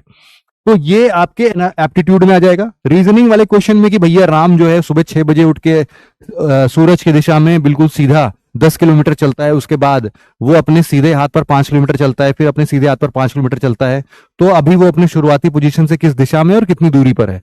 तो ऐसे से जो सवाल होते हैं बेसिक, की घड़ी की सुई है भाई साहब, घड़ी की सुई जो है पहले इतने पे थी, अब वो इतने पर हो गई है, तो इतने के बीच में कितना एंगल बनता है, वो सारे क्वेश्चन आपके किस में आते हैं, रीजनिंग के सवाल एप्टीट्यूड में और रीजनिंग में डिवाइडेड रहते हैं। ठीक है भाई, अब हम लोग इसी तरीके से आगे बढ़ते हैं अपने मेंस की तरफ, जो कि हमारा सबसे इंपॉर्टेंट हिस्सा है, जो कि हमारा सबसे इंपॉर्टेंट हिस्सा है। मेंस एग्जामिनेशन की जब हम बात करते हैं, तो यहां पर सबसे पहले आपको ना कुछ चीजों को जानना बड़ा जरूरी है कि यूपीएससी एक्चुअल में हमसे डिमांड क्या करता है। इसको लाइन बाय लाइन में पढ़ना भी चाहूंगा आपसे, आपके सामने, और आप लोग भी इसको ध्यान से पढ़ो एक बार, क्योंकि ये ना कभी हम लोग पढ़ते नहीं है। ये बोलता है main examination is intended to assess the overall intellectual traits and depth of understanding, and ये क्या चीज नहीं देखते हैं, इंफॉर्मेशन और मेमोरी। ये बोल रहे हैं कि इंफॉर्मेशन और मेमोरी नहीं चाहिए अपने को। आप रट्टा मार के कुछ भी गए हो तो उससे काम नहीं बनेगा। आपका इंटेलेक्चुअल कितना जबरदस्त है, आप किसी मुद्दे को कैसे सॉल्व करते हो, अपनी प्रायोरिटी ऑर्डर में क्या सेट करते हो। क्योंकि जो ये क्वेश्चन पूछते हैं, अगर आपको पता है तो उसके बारे में 1000 वर्ड्स पता है, लेकिन लिखना 150 है, तो उसी में सब देख लिया जाएगा कि भैया तुम्हारे दिमाग में 1000 वर्ड्स घूम रहे हैं, लेकिन तुमने छांट के उसमें से सिर्फ 150 बातें लिखी हैं, 150 वर्ड्स लिखे हैं। तो ये 150 वर्ड्स कितना सही से छांटा है तुमने, कितना सही से अरेंज करा है, कितना सही से अच्छे से प्रायोरिटी ऑर्डर में लिखा है, उसको डायग्राम बनाया है कि नहीं, फ्लो चार्ट बनाया है कि नहीं। तो इसीलिए बोल रहा है कि ये ना डेप्थ ऑफ अंडरस्टैंडिंग है। रटने वाले लोगों की जरूरत नहीं है, यहां पर समझ वाले लोगों की जरूरत है, और उनका ओवरऑल इंटेलेक्चुअल ट्रेट कितना जबरदस्त है। फिर बोल रहा है कि nature and standard of questions in GS paper 2 से पेपर 5 तक, 2, 3, 4, 5, मतलब जीएस पेपर 1, 2, 3, 4 की बात कर रहे हैं, will be such that a well educated person will be able to answer them without any specialised study. मतलब इसके लिए आपको किसी भी प्रकार की स्पेशलाइज्ड स्टडी, मतलब कि कोई पीएचडी नहीं करना है, कोई रिसर्च नहीं करना है। अगर एक वेल अवेयर पर्सन है, इसीलिए मैं आपको करंट अफेयर बार बार पढ़ाने की बात कर रहा हूं कि यहां पर आपको किसी भी फॉर्म में स्पेशलाइजेशन की जरूरत नहीं है, आपको हर एक क्वेश्चन समझ में आएगा। क्वेश्चन ऐसा ही आता है, जैसे कि बहुत ही सिंपल से क्वेश्चंस आते हैं। जैसे एथिक्स का क्वेश्चन बताता हूं मैं, वो पूछता है कि what is happiness to you. Simple question है, what is happiness to you, आपके लिए खुशी का मतलब क्या है। अब आपका दिमाग चकरा जाएगा, मतलब कहने को तो बड़ा आसान सवाल है, लेकिन जब लिखने की बात आएगी ना, खुशी आपके लिए क्या है, तो अब मतलब आप कैसे उसको एक्सप्रेस करोगे अपनी खुशी को, क्योंकि आप वहां सामने बताने के लिए थोड़ी ना हो, आप तो जो लिखोगे एग्जामिनर उसी से आपको समझेगा। तो इसीलिए ये बड़ा ही मुश्किल हो जाता है लिखना, लिख के अपने आप को एक्सप्लेन करना। फिर इसमें बोल रहा है question will be such that as to test candidates general awareness variety of subjects के लिए, which will have relevance for career in civil services. मतलब आगे चल के आपको जिस भी फील्ड में अपना करियर बिल्ड करना है, आपको डिस्ट्रिक्ट मजिस्ट्रेट की पोस्ट संभालनी है, आपको एक जिला संभालना है, तो उन सभी के लिए कुछ सब्जेक्ट्स की जरूरत पड़ती है, उसकी जानकारी आपको होनी चाहिए। उसी के जनरल अवेयरनेस की बात यहां पर की जाएगी। उन्हीं से रिलेटेड बहुत सारे इश्यूज, उनको एनालाइज करने की ताकत, और अगर कोई कॉन्फ्लिक्टिंग सोशियो इकोनॉमिक गोल्स है तो उसको कैसे रिजॉल्व करना है, कुछ सोशियो इकोनॉमिक गोल्स का ऑब्जेक्टिव क्या है, डिमांड क्या है, क्यों ऐसा काम कर रहा है सरकार, क्यों ऐसी स्कीम लेके आ रहा है, उससे किसको फायदा होगा, किसको नुकसान होगा, क्यों नुकसान होगा, कैसे सही होगा, ये सब बातें आपको पता होनी चाहिए। और इसमें बोल रहा है government strives to have a workforce which reflects gender balance and women candidates are encouraged to apply. तो भैया जितनी भी महिलाएं हैं वो देख लीजिए, आपके लिए यूपीएससी ने अलग से एक लाइन लिखी है ना, कि वो आपको चाहते हैं कि आप लोग इस एग्जाम में आइए, क्योंकि वो भी चाहते हैं कि जो भी हमारा सिविल सर्वेंट का ये पूरा का पूरा एक ग्रुप बने वो काफी मजबूत रहे और जेंडर न्यूट्रल रहे। ठीक है भाई, अब यहां से आते हैं इंग्लिश लैंग्वेज के ऊपर। इंग्लिश लैंग्वेज में बेटा देखो ये सब अब बहुत ही इजी इजी सा है, क्वालिफाइंग पेपर हैं ये सब आपके, जो 2 पेपर मैंने क्वालिफाइंग नहीं बताए थे उनमें से एक तो आपका कंपलसरी कोई एक इंडियन लैंग्वेज होगा और दूसरा इंग्लिश होगा। तो इंडियन लैंग्वेज में आपके ऊपर ना, इंडियन लैंग्वेज के ऊपर आपको ऑप्शन मिलता है कि आप कुछ भी ले सकते हो, जो हमारे बोलते हैं जैसे कि उड़िया लैंग्वेज है, मराठी लैंग्वेज है, गुजराती है, हिंदी है, मलयालम है, तमिल है, तमिल बोल रहा हूं, तेलुगु हो सकता है, कन्नड़ हो सकता है। तो ऐसे ऐसी जितनी भी चीजें हैं, आप मैथिली हो सकता है, इन सब लैंग्वेज में वो इंडियन लैंग्वेजेस के पेपर दे सकते हो। अगेन वही क्वालिफाइंग 300 नंबर वाले जो मैंने बताया था, जिसमें 25% मार्क्स चाहिए होता है। तो क्वालिफाइंग पेपर इंडियन लैंग्वेज का आपको बता देता हूं, इसमें क्या क्या आता है। बस वही जैसे अपने सीसेट में आता है ना कॉम्प्रिहेंशन पैसेज, वैसे इसमें भी आता है, लेकिन ये ऑब्जेक्टिव नहीं होता, इसके क्वेश्चंस लिखने पड़ते हैं आपको। फिर इसके बाद आपका प्रेसी राइटिंग होता है, कि आपको ना एक कहानी दिया रहेगा और ये कहानी पढ़ के आप उसको अपने लैंग्वेज में छोटा करके लिखो, बस इतने में, ऐसा कुछ होता है। फिर आपका वोकैब कैसा है, कोई छोटा सा ऐसे लिखना होता है। और इंडियन लैंग्वेज में आते हो तो इंडियन लैंग्वेज में भी सेम यही चीज होता है, बस उसमें एक चीज ट्रांसलेशन भी आ जाता है, ताकि आपको पता चल जाए कि इंग्लिश से आप इस लैंग्वेज के तरफ कितना ज्यादा, मतलब इजी से आप इसको ट्रांसलेट कर सकते हो इंडियन लैंग्वेजेस में। अब यहां से आप समझ सकते हो कि देखो अब यहां पर आपका ऐसे हो गया, ऐसे का देखना जरा, ऐसे जो है ऐसे आपका पेपर 1 बनाता है। अब ऐसे जो है ना वो मल्टीपल टॉपिक्स पर आते हैं। टोटल अगर मैं आपको बताऊं ऐसे के पेपर में 2 पार्ट होता है, 2 पार्ट होता है, एक होता है सेक्शन ए और एक होता है सेक्शन बी। ठीक है भाई, सेक्शन ए के अंदर में आपको 5 ऐसे के टॉपिक्स मिलते हैं, 5 ऐसे के टॉपिक्स, और सेक्शन बी में भी आपको 5 ऐसे के टॉपिक्स मिलते हैं। आपको इन 5 ऐसे के टॉपिक्स में से कोई एक लिखना होगा और इन 5 ऐसे के टॉपिक्स में से कोई एक लिखना होगा। मतलब टोटल आपको 2 ऐसे लिखने हैं। पेपर का नंबर है 250, मतलब कि एक ऐसे का नंबर जो होता है वो 125 नंबर का होता है। तो सोच लो कितनी सही चीज है ये, है ना। अब उसी के हिसाब से आप कितने अच्छे आइडियाज को ऑर्डरली तरीके से, मतलब ऐसा नहीं हो कि आपका ऐसे पढ़ रहे तब से एकदम फ्लो टूट जाए, आप अभी किसी की बात कर रहे तब से आप एकदम से दूसरी बात करने लगे, फिर तीसरी बात करने लगे, फिर चौथी बात करने लगे। ऐसा उछल कूद नहीं होना चाहिए। जब एक ऐसे को कोई पढ़ रहा है तो उसको इतना मजा आए कि उसको लगे अरे यार और पढ़ लेता हूं, अरे यार और पढ़ता हूं, बड़ा बढ़िया लिखा है यार, अरे वाह क्या बात है क्या बात है। तो ऐसी ऐसी चीजें आपको लिखनी पड़ती हैं। वो कैसे आएगा, जब आप जीएस पढ़ोगे तो इसके बारे में अपने आप ही इंफॉर्मेशन पहुंच जाती है, इसके लिए अलग से कुछ पढ़ने की जरूरत नहीं है। फिलहाल हमारा अब सबसे इंपॉर्टेंट मुद्दा जो है भाई साहब, अब वो शुरू हो चुका है। अब यहां से आता है आपका जीएस पेपर 1। जीएस पेपर 1 जिसको हम लोग जनरल स्टडीज पेपर 1 बोलते हैं, इसमें 3 सब्जेक्ट्स का मेंशन किया गया है। कौन कौन से हैं? एक है आपके लिए हिस्ट्री, एक है आपके लिए ज्योग्राफी, या फिर सबसे पहले चलो सोशल इश्यूज लिख लेते हैं। एक है आपके लिए सोशल इश्यूज और एक है आपके लिए ज्योग्राफी। तो जीएस पेपर 1 में आपके ये 3 सब्जेक्ट्स बहुत ही इंपॉर्टेंट होते हैं, ये पहला, ये दूसरा और ये तीसरा। लेकिन आप सबको पता है कि ये सिर्फ इतने ही नहीं है, बहुत सारे इनके अंदर छोटे छोटे छोटे छोटे टॉपिक्स लिखे गए हैं, उनको भी समझना सुनना पढ़ना बड़ा जरूरी हो जाता है। ठीक है भाई, सर हमें कौन सी पोस्ट चाहिए वो भी पहले से डिसाइड करना होगा। क्या आपने कहा सब्जेक्ट स्पेशलाइजेशन होना? अरे नहीं नहीं, मैं यही तो बोल रहा हूं कि आपको नहीं, आपके ऊपर नहीं है भैया ये सब चीजें। आपसे पूछता है यूपीएससी कि तुमको आईएएस प्रेफरेंस में देना है, आईपीएस प्रेफरेंस में देना है, फॉरेन सर्विस में प्रेफरेंस ऑर्डर में जाना चाहते हो, तो ये सब तब की बात है जब आप इंटरव्यू दे रहे होगे। प्रिपरेशन के दौरान आपके अंदर में ऐसी कोई भी अंतर नहीं आती है, सभी के लिए बिल्कुल इक्वल तरीके से पढ़ना है। बस इतना याद रखना कि अगर आईएएस बनना चाहते हो तो बेटा आईएएस हर कोई नहीं बनता है। जैसे मान लो 800 पोस्ट आई हैं, तो आईएएस की पोस्ट उसमें से मुश्किल 80, 90, 100 पोस्ट होंगी। तो अब ये जो 100 पोस्ट होंगी, जिनका जिनका रैंक 1 से लेके 100 तक आया होगा, उनको ज्यादातर प्रेफरेंस दिया जाएगा कि वो ही आईएएस बने। मतलब कि अगर आईएएस बनना है तो आपको टॉप 100 में, टॉप 150 में रैंक लेके आनी पड़ती है, तब आपको आईएएस कैडर मिलता है, नहीं तो आईएएस नहीं मिलता है। फिर आपको आईपीएस बना दिया जाएगा, आईआरएस बना दिया जाएगा, इंडियन फॉरेन सर्विस में भेज दिया जाएगा, ऐसी ऐसी चीजें होती हैं। ठीक है, लेकिन आपको अभी से पढ़ने के तौर पर कुछ भी अलग नहीं करना है, सबके लिए सेम पढ़ाई है।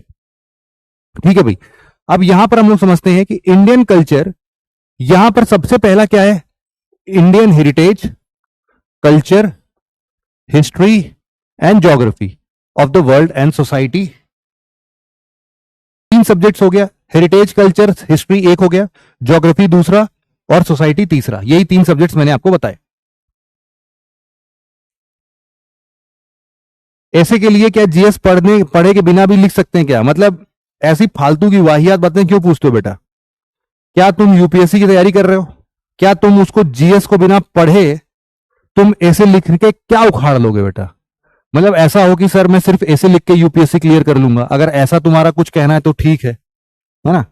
अगर ऐसा नहीं है कहना तो फिर ऐसी बातें पूछने कोई मतलब ही नहीं है, क्योंकि ऐसे के लिए जब तक कुछ पढ़े नहीं रहोगे तो लिखोगे क्या उसके अंदर में? जीएस के सब्जेक्ट्स में तुम्हें 360 नॉलेज होता है।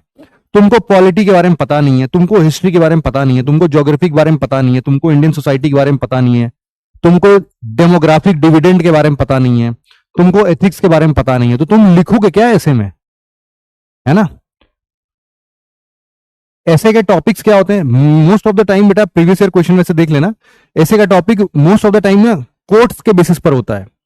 जैसे कि मैं आपको इस बार का पेपर का 2-3 टॉपिक बता देता हूं, है ना, डोंट वरी।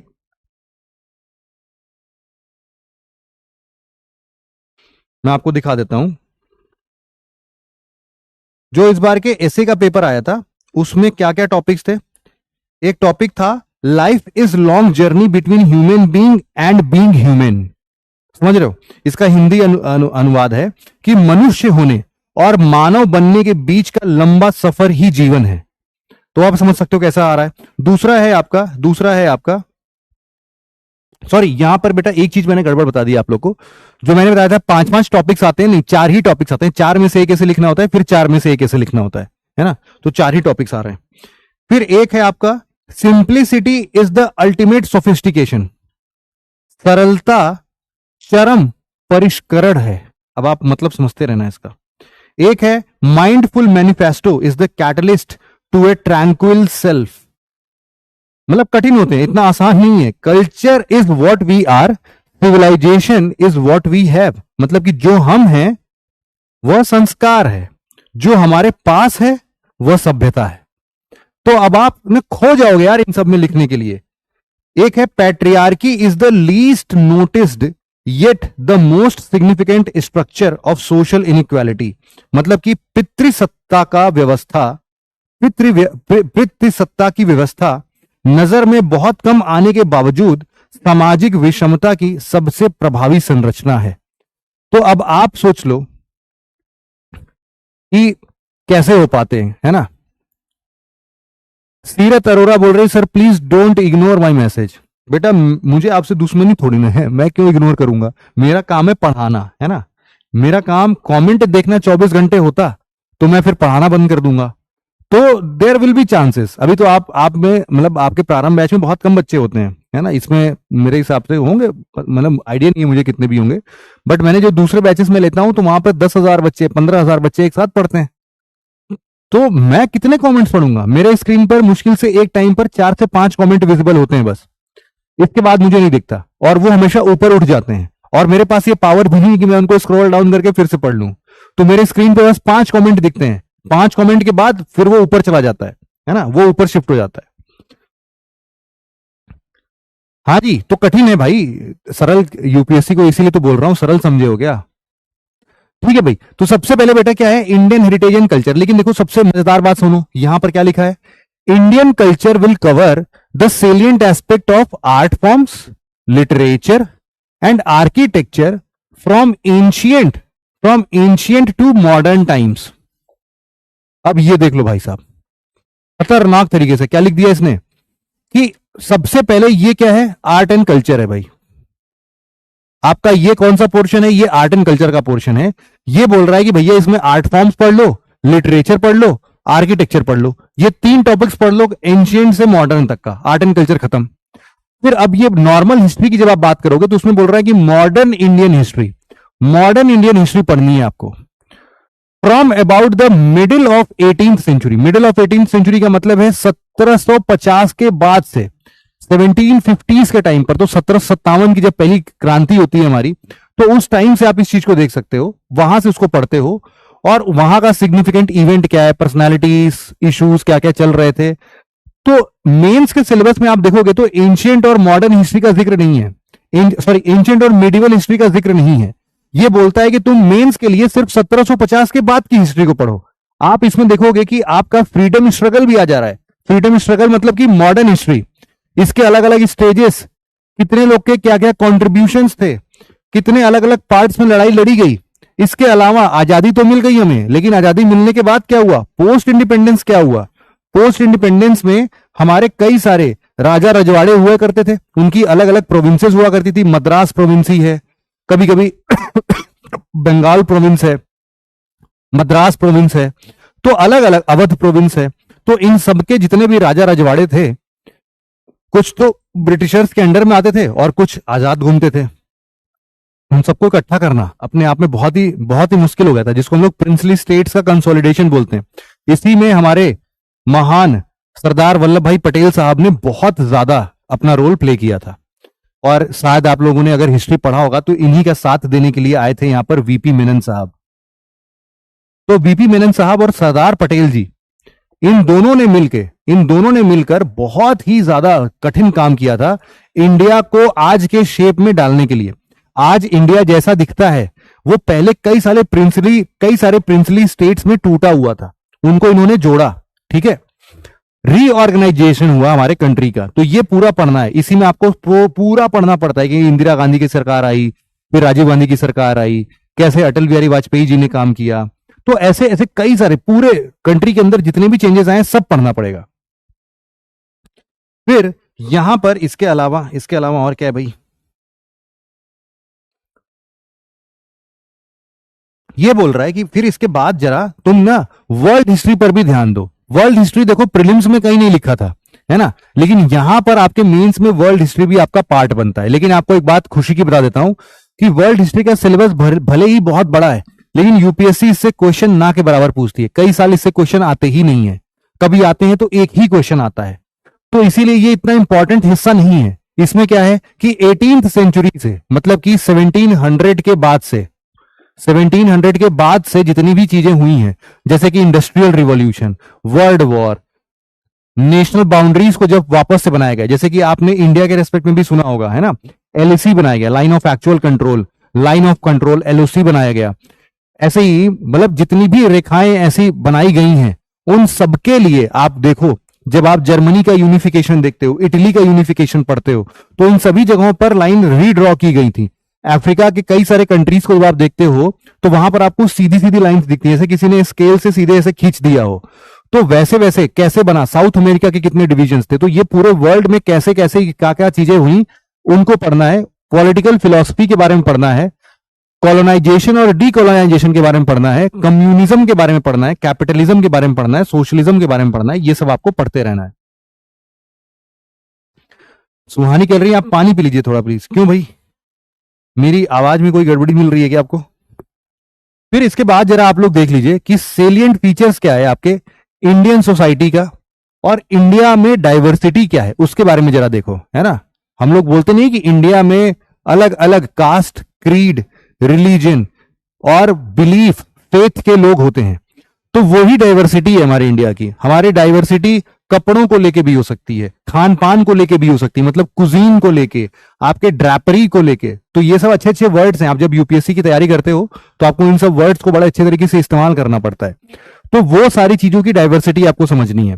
फिर आपको समझना है कि विमेन के द्वारा चलाए जाने वाले कौन कौन से ऑर्गेनाइजेशन हैं जिस पर महिलाओं का रोल सुनिश्चित होता है।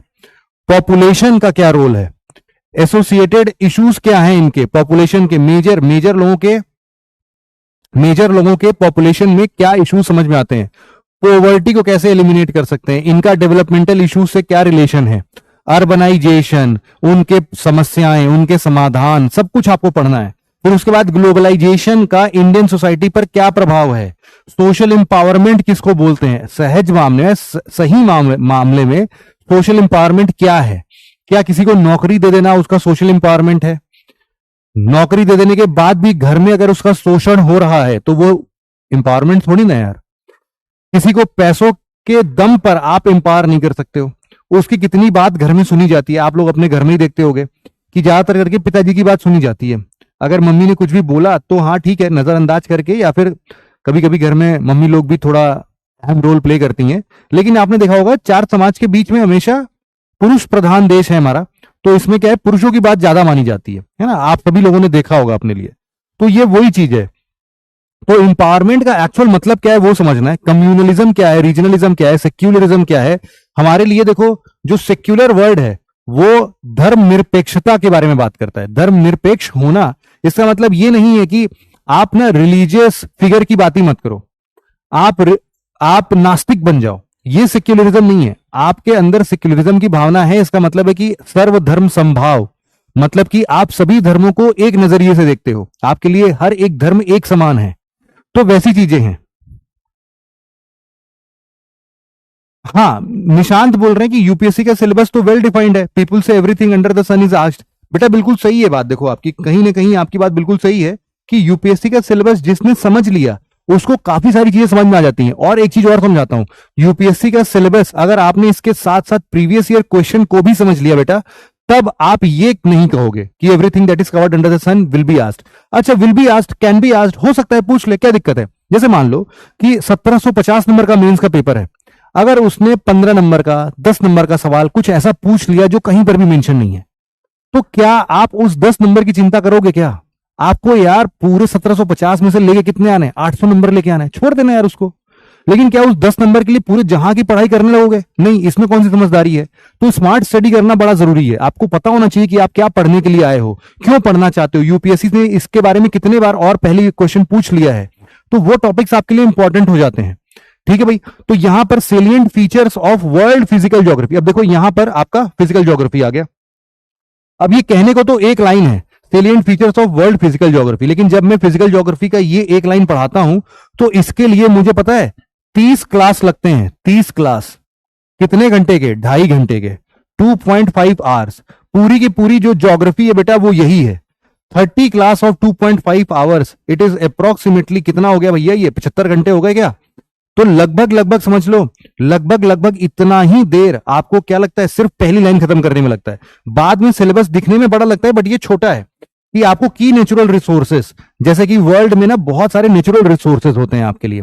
आप लोग बहुत सारे मिनरल्स, या जैसे कोल की बात कर लो, नेचुरल गैस, पेट्रोलियम प्रोडक्ट, इन सब का कुछ ना कुछ रिजर्व आपको देखने को मिलता है हर जगह पर। तो साउथ एशिया में, इंडियन सब कॉन्टिनेंट में कैसा है उसके बारे में पढ़ना है।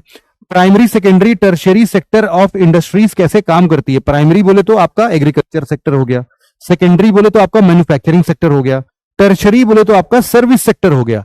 तो इन सभी का इंडिया में क्या रोल है, किस पार्ट में कौन फल फूल रहे हैं, क्यों फल फूल रहे हैं। सर वेटेज पता चलता है ना पीवाईक्यू से? बिल्कुल है बेटा, वेटेज भी पता चलता है, और प्लस ये भी पता चलता है कि भैया कौन से टॉपिक पर यूपीएससी मेहरबान है, जिससे बार बार वो क्वेश्चन पूछे जा रही है, तो हम वो टॉपिक छोड़ के ना चले जाएं गलती से भी। फिर यहां पर आपका कुछ जियोफिजिकल फिनोमिना है, जैसे कि कौन कौन सा, अर्थक्वेक, भूकंप आ गया भैया, सुनामी आ गई, वॉल्केनिक एक्टिविटी आ रही है, साइक्लोन्स आ रहे हैं, है ना। तो ये सब चीजें जब भी आएंगी तो इनके बारे में आपको पढ़ना पड़ेगा। इनके लोकेशन क्या क्या है, कहां कहां पर ये आ रही हैं, क्यों आ रही हैं, वाटर बॉडीज कहां कहां पर हैं, आइस कैप्स कहां कहां पर है।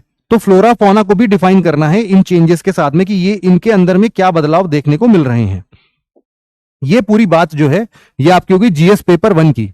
अब जीएस पेपर 2 की जब आप बात करते हो तो इसमें क्या क्या आता है बेटा, फिर से समझना। इसके अंदर देखो आपका एक आता है इंडियन पॉलिटी, इंडियन पॉलिटी। फिर इसके अंदर एक सब्जेक्ट है जिसको हम लोग बोलते हैं गवर्नेंस।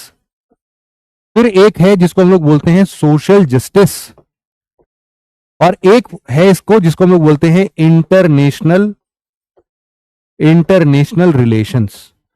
यहां पर ये 4 सब्जेक्ट्स आते हैं ना, ये पहला, ये दूसरा, कहां गया भाई, ये आपका दूसरा, ये आपका तीसरा, और ये आपका चौथा।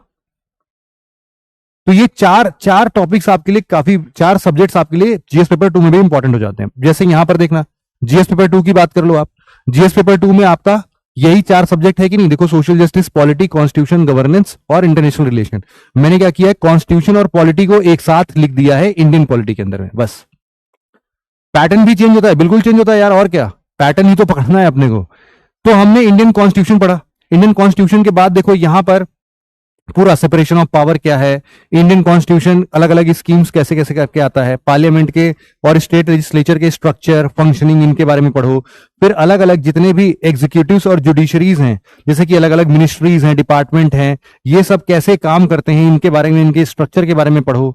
फिर यहां पर आप देखो representation of people's act, RPA करके एक एक्ट है 1950 1951 का, तो उसको सेलिएंट फीचर्स उसके पढ़ो। फिर various constitutional post, power, function, ये सब क्या क्या रोल प्ले करते हैं, कॉन्स्टिट्यूशन, नॉन कॉन्स्टिट्यूशनल बॉडी क्या है, स्टेचुटरी बॉडी क्या होती है, रेगुलेटरी बॉडी क्या है, क्वासी जुडिशियल बॉडीज क्या होती हैं, इन सब के बारे में आपको डिटेल में पढ़ना पड़ता है भैया। तो ये सब आपका पॉलिटी चल रहा है अभी तक, है ना? पॉलिटी का बहुत ही वेल डिफाइंड सिलेबस है, अभी तो और भी है आपके पास। फिर यहां पर गवर्नेंस का पोर्शन आ जाता है। गवर्नेंस के पोर्शन में क्या बोलता है वो, कि गवर्नमेंट पॉलिसीज के बारे में देखो क्या क्या वो बना रहे हैं, अलग अलग सेक्टर्स में क्या क्या प्रॉब्लम्स हैं, कैसे सुधारा जा सकता है, और यहां पर डेवलपमेंट प्रोसेस कैसे हैं, है ना? एनजीओ का रोल। अच्छा, ये आपका सोशल जस्टिस का आ गया, सोशल जस्टिस यहां पर है, ये वाला जो पोर्शन है, कि आप जरा यहां पर ना कौन कौन चैरिटी कर रहा है, कितने एनजीओ हैं ऐसे, सेल्फ हेल्प ग्रुप, ये जो है एसएचजी क्या होता है बेटा, ये होते हैं सेल्फ हेल्प ग्रुप्स। अरे आप लोगों ने गांव में नहीं देखा है कि महिलाएं जो हैं आपस में मिलके ही अचार बना रही हैं, उन्होंने एक कंपनी खोल ली है, देसी कंपनी, और वो सब महिलाएं गांव में मिलके अचार बनाती हैं, और वही अचार जो है वो पूरे जगह पर डिस्ट्रीब्यूट होता है, तो वो सेल्फ हेल्प ग्रुप होता है। NGO, non government organisation. Similarly welfare schemes के बारे में आपको पढ़ना है, जो गवर्नमेंट की स्कीम में प्रीलिम बूस्टर में आपको बता रहा था कि मिलेगा आपको, तो स्टेट और सेंटर की अलग अलग क्या क्या पॉलिसीज हैं उनके बारे में आपको पढ़ना बड़ा ही जरूरी है। फिर इसके बाद क्या है, इसके बाद है देखो अलग अलग इश्यूज जो कि आपके सोशल सेक्टर या हेल्थ एजुकेशन, मतलब देखो हेल्थ मिनिस्ट्री है, इसके अलावा आपका अलग अलग जितने भी मिनिस्ट्री आते हैं, फाइनेंस मिनिस्ट्री है, इन सबका अलग अलग कुछ ना कुछ प्रावधान हुआ, कुछ ना कुछ आपको हमेशा कुछ ना कुछ स्कीम्स मिलेगी, वो सब आपको पढ़ना होता है।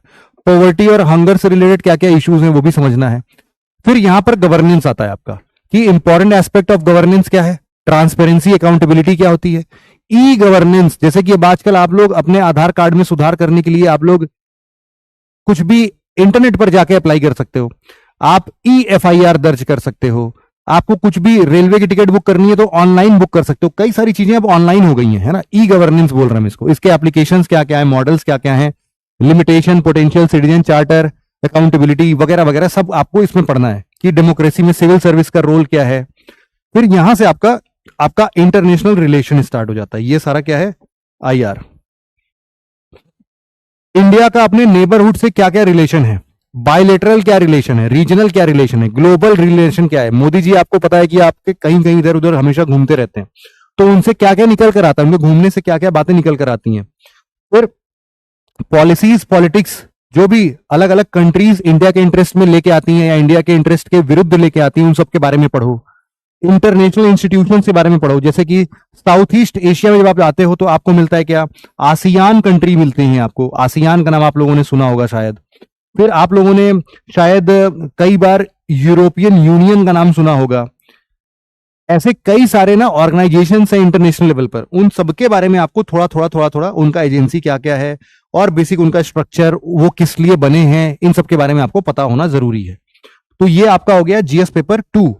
अब इसी के साथ साथ आता है आपका जीएस पेपर 3। इसमें सबसे ज्यादा सब्जेक्ट्स हैं आपके, सबसे ज्यादा सब्जेक्ट्स। क्यों सबसे ज्यादा सब्जेक्ट है भाई? क्योंकि इसके अंदर आपका आता है इकोनॉमी, इसके अंदर आपका आता है इंफ्रास्ट्रक्चर,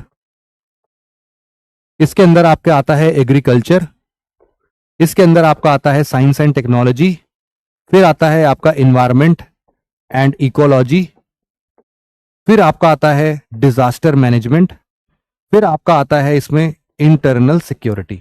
तो टोटल देखा जाए तो 3 4 5 6 7, इसके अंदर 7 सब्जेक्ट शामिल है। तो आप समझते हैं इंडियन इकोनॉमी के बारे में पूरा अच्छे से पढ़ना है हम लोग को। गवर्नमेंट बजटिंग वगैरह क्या कहता है, ग्रोथ कैसे आ रहा है, हमारा मोबिलाइजेशन ऑफ रिसोर्सेज कैसे हो रहा है, एम्प्लॉयमेंट की क्या सिचुएशन है, एग्रीकल्चर के अंदर में अपने मेजर क्रॉप्स कौन कौन से हैं, इनके पैटर्न क्या है कंट्री में, और इरिगेशन का सिस्टम क्या क्या है। इरिगेशन का सिस्टम मतलब कि क्या हम लोग ट्यूबवेल इरिगेशन कर रहे हैं, क्या हम लोग रेन फेड इरिगेशन कर रहे हैं, तो बारिश का पानी इस्तेमाल कर रहे हैं कि जमीन के अंदर से लेके आ रहे कनाल इरिगेशन कर रहे हैं। ये सब आईआर करंट अफेयर का ही पार्ट है। बेटा पार्ट तो करंट अफेयर का ही है, लेकिन कई बार ना आपको समझना पड़ता है। जैसे कि आपको अगर ये नहीं पता होगा कि साउथ साउथ कोऑपरेशन क्या होता है, साउथ साउथ कोऑपरेशन क्या होता है, तो आप ना जल्दी लगा ही नहीं पाओगे कि भाई साहब ये जो मोदी जी की विजिट है ये आखिरकार क्यों गई है। अगर आपको एक्ट ईस्ट पॉलिसी के बारे में नहीं पता है, एक्ट ईस्ट पॉलिसी, तो आपको पता ही नहीं चलेगा कि इंडिया बार बार अपने साउथ ईस्ट एशिया आसियान देश के साथ में इतना मतलब क्यों रिलेशन रखना चाहता है ना। तो आपको इसीलिए जरूरी है समझना कि इंटरनेशनल रिलेशंस के पहले भी there are certain basic things which you need to read, after that international relation current affair आपको समझ में आना शुरू होते हैं। ठीक है, अरे बेटा अभी तो बताया डिजास्टर मैनेजमेंट और इंटरनल सिक्योरिटी। फिर यहां पर आप समझना आपका एग्रीकल्चर हो गया, डायरेक्ट इनडायरेक्ट फार्म सब्सिडी जो मिलती है, एमएसपी की बात अभी देख रहे हो, अभी एमएसपी मुद्दे में है। किसान आप लोगों को पता ही है, किसान मोर्चा पे बैठे हैं, वो बोल रहे हैं कि भैया हमें सारे ही फसलों पर आपको एमएसपी देना ही पड़ेगा, है ना। उनकी बहुत सारी डिमांड है, तो वो एमएसपी का मुद्दा देखो करंट इवेंट का तो है, लेकिन अगर आपको एमएसपी का कॉन्सेप्ट ही नहीं पता है तो आप करंट इवेंट से रिलेट ही नहीं कर पाओगे। इसीलिए यहां पर इसको पढ़ना बड़ा जरूरी है। पब्लिक डिस्ट्रीब्यूशन सिस्टम क्या होता है, पीडीएस सिस्टम जिसको बोलते हैं, है ना, डायरेक्ट बेनिफिट ट्रांसफर की बात कर सकते हो, फंक्शनिंग लिमिटेशन क्या है इनके।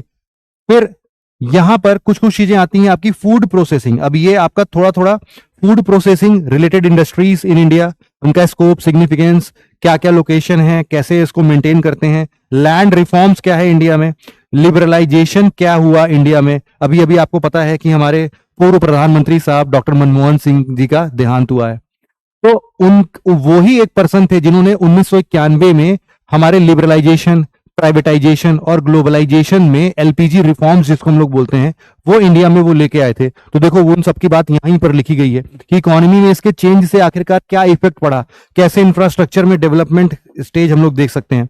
फिर इसी का इंफ्रास्ट्रक्चर अगर आप देखोगे तो इंफ्रास्ट्रक्चर का मतलब है कि कितना ज्यादा आप फिजिकल इंफ्रास्ट्रक्चर बिल्ड कर रहे हो, energy, port, road, airport, railways, इन सब में आपका इन्वेस्टमेंट मॉडल क्या है। जैसे कि बिल्ट ऑपरेट, मतलब कि आप built operate transfer, BOT model बोल सकते हो। आप मतलब आप किसी को जैसे सड़क बनवाते हैं ना, तो आप किसी दूसरे थर्ड पार्टी को बोलते हो तुम बनाओ, कुछ दिन तक ऑपरेट करो, मतलब जो आपकी टैक्स वसूली नहीं होती, जीआई, जो आपका जीआई बोल रहा हूं, आपका जो फास्टैग होता है, फास्टैग से टोल कलेक्ट करते हैं वो लोग, तो वो टोल कलेक्ट इसीलिए करते हैं कि 3 साल 4 साल 5 साल तक टोल कलेक्ट करेंगे, उनका पैसा पूरा हो गया, उन्होंने कमा भी लिया, रोड बनाई थी, उनका जितना पैसा लगा था वो सब उनको उन्होंने बिल्ड किया, ऑपरेट किया और फिर सरकार को ट्रांसफर कर दिया। तो these are the investment models, BOT models, ऐसे कई सारे मॉडल्स होते हैं, उन सबके बारे में पढ़ना है।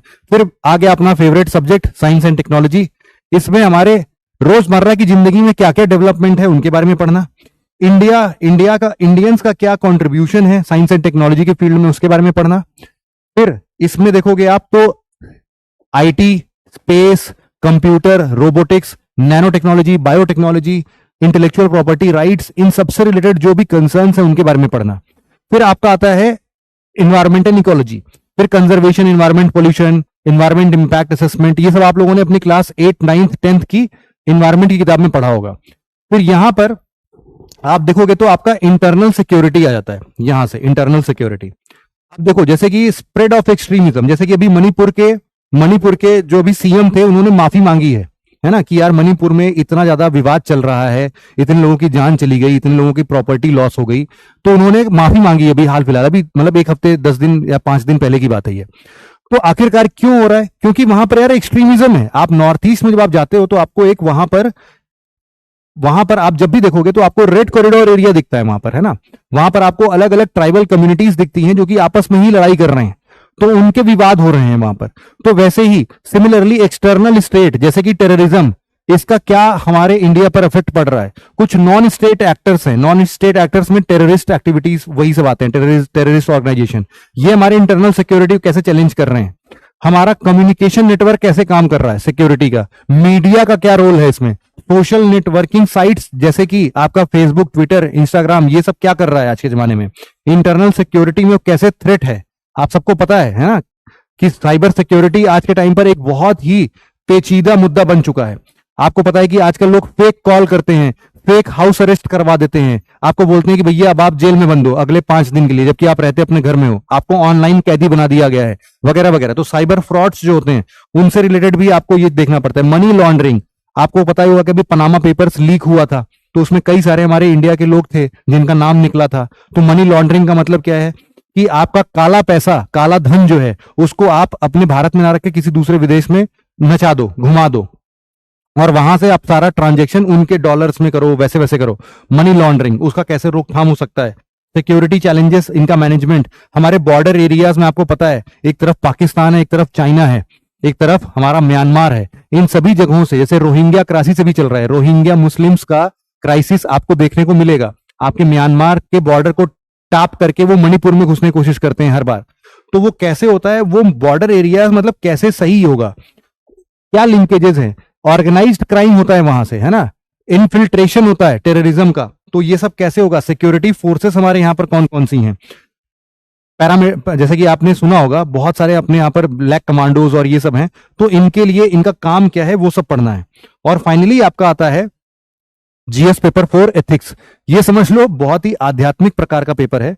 इसमें आपको पढ़ना कम होता है और इंट्रोस्पेक्ट ज्यादा करना होता है। इंट्रोस्पेक्ट का मतलब है कि आप अंतर मन की बात सुनते हो। जैसे मैं आपको क्वेश्चन नहीं बता रहा था कि what is happiness to you, है आपके लिए खुशी क्या, आप क्या पढ़ोगे, किसी दूसरे की खुशी आपकी खुशी नहीं हो सकती है ना। आप बोलोगे सर मुझे रसगुल्ला खाने में बहुत मजा आता है, मैं कहूंगा आओ तुम्हें खुशी देते हैं, बैठो सामने, ले आया 1 किलो रसगुल्ला, पहली खुशी मुंह में गई, दूसरी खुशी वापस से रसगुल्ला के नाम पर गया, तीसरी खुशी भी मैंने दी। अब खुशी है भाई, तुम खाओ, कितना खाओगे, चौथा, पांचवा, छठवां, फिर बोलो अब खुशी नहीं मिल रही है सर, अब दिक्कत हो रही है, हो सकता है पेट गड़बड़ हो जाए अपना, है ना। तो भाई साहब ये तुम्हारे लिए अल्टीमेट हैप्पीनेस नहीं है, ये तुम्हारे लिए बस इंस्टेंट ग्रेटिफिकेशन है कि तुम जब मीठा खाते हो तुम्हें खुशी महसूस होती है। तो इंस्टेंट ग्रेटिफिकेशन या फिर जो तुम्हें तुरंत खुशी मिल रही है, इसका अंतर है जो तुम्हें एकदम से हैप्पीनेस देगा। हैप्पीनेस क्या हो सकता है कि जब तुम्हारे माँ बाप जो है वो गर्व से अपना छाती चौड़ा करके समाज में टहल घूम सके, वो तुम्हारे लिए असली खुशी हो सकती है ना। तो मतलब वो तुम डिफाइन करोगे उस चीज को कि तुम्हारे लिए खुशी क्या है भाई साहब। तो वो ये सब्जेक्ट जो है ना अपने आप में बहुत ही ज्यादा पेचीदा है, मतलब आपको अपने इंट्रोस्पेक्ट करना बहुत जरूरी हो जाता है। इसीलिए इस पेपर को बड़े ध्यान से आप लोग को पढ़ना होता है। यहां पर एटीट्यूड की बात होती है, एप्टीट्यूड की बात होती है, आपके इमोशनल इंटेलिजेंस की बात होती है। फिर इसके बाद आपका एक पोर्शन आता है जिसमें कुछ मोरल थिंकर्स होते हैं, जैसे कि सोक्रेट्स, जैसे सोक्रेट्स की बातें हम लोग सुनते हैं। हम लोग यहाँ पर कई सारे मतलब सिस्टम्स को पढ़ते हैं, जैसे कि एक होता है आपका डीओंटोलॉजी, एक होता है आपका टेलियोलॉजी। ये सब क्या है डिओंटोलॉजी, टेलियोलॉजी? अरे डिओंटोलॉजी बहुत ही सिंपल सा है, इसका मतलब है कि भाई साहब जिस प्रोसेस से तुम काम कर रहे हो वो तुम्हारे लिए बहुत जरूरी होना चाहिए। रिजल्ट कुछ भी आए चलेगा, लेकिन भैया तुम्हें गलत काम करके उस रिजल्ट तक नहीं पहुंचना है। जैसे कि अगर तुम चीटिंग करके एग्जाम में पास हो रहे हो तो डिओंटोलॉजी के हिसाब से वो खराब बात है। टेलियोलॉजी उस बात को सही मानेगा कि भैया तुम्हारा अल्टीमेट एम क्या था, पास होना। अब तुम उसको चीटिंग करके पास हो, दूसरे को मार डालो, सारे कॉम्पिटिटर को मार डालो, है ना। जैसे 3 इडियट्स में चतुर करता था, तो चतुर जो था वो क्या करता था, रात में सबके कमरों के नीचे वो मैगजीन डालता था, देखा था आप लोगों ने, है ना। तो वो टेलियोलॉजी के हिसाब से सही है कि भैया रिजल्ट तो सही आ रहा है ना, बंदा टॉप तो कर रहा है वो, हालांकि वो टॉप तो नहीं करता उस मूवी में, लेकिन फिर भी मतलब ये आपके आइडियोलॉजीज हैं, कुछ कुछ अलग अलग थिंकर्स की बात करते हैं हम लोग इसमें, उनके थॉट्स को समझने की कोशिश करते हैं कि वो इन जगह पर ऐसे परेशानियों में होते तो क्या होता, वो क्या सोचते, वो क्या करते। पब्लिक सिविल सर्विस के अलग अलग वैल्यूज क्या क्या होते हैं, जैसे कि हमें ईमानदार, ऑनेस्ट होना चाहिए, हमारे अंदर जो है वो एम्पैथी होनी चाहिए, हमारे अंदर इंटेग्रिटी होनी चाहिए। तो ये सारी चीजें जो है वो पब्लिक सर्विस के अंदर आने के लिए, जो आप सिविल सर्वेंट बनने की कोशिश कर रहे हो, तो आपके अंदर ये सारे वैल्यू सिस्टम्स का इनकॉर्पोरेशन पहले से ही होना चाहिए, उसके बारे में यहां पढ़ना है। फिर हमें गवर्नेंस के बारे में पढ़ना होता है कि प्रॉबिटी इन गवर्नेंस क्या है।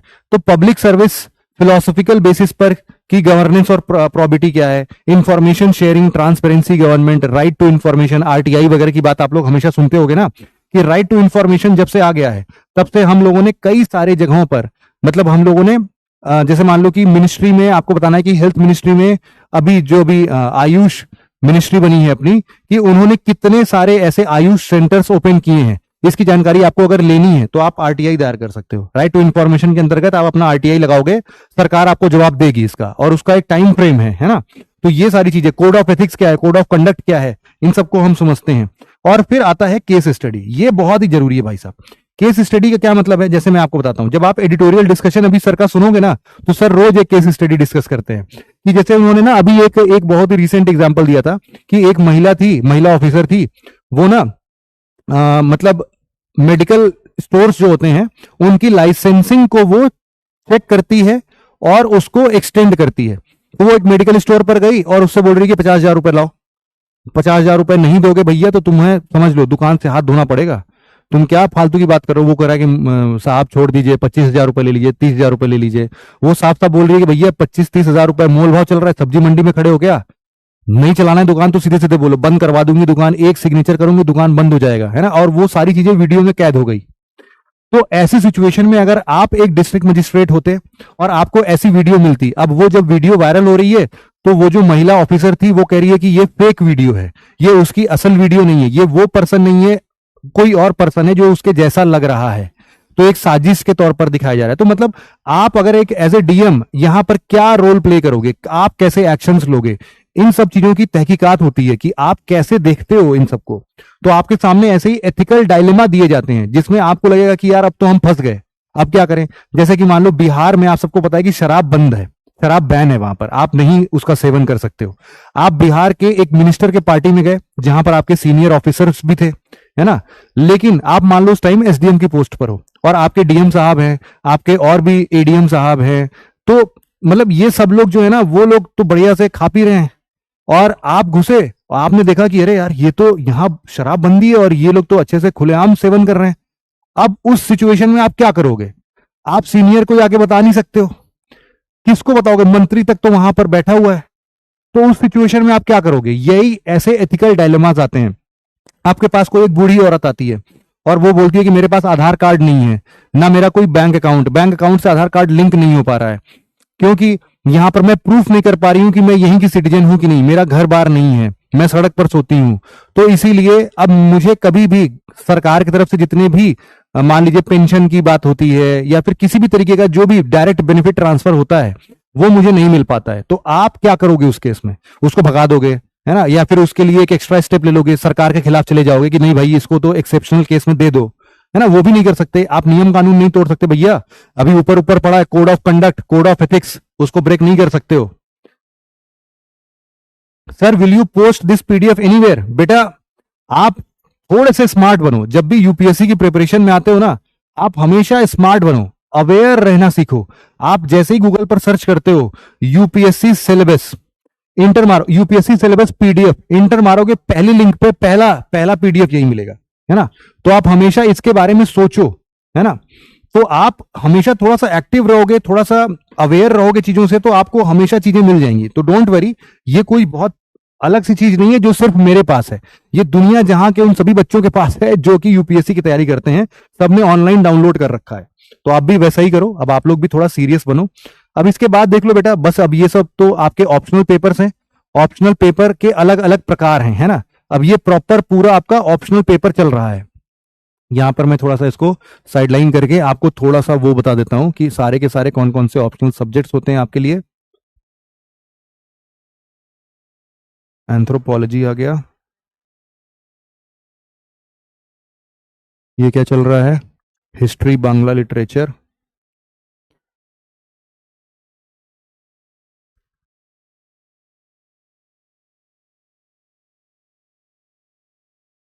नेपाली पेपर 1, नेपाली भी ऑप्शनल है भैया।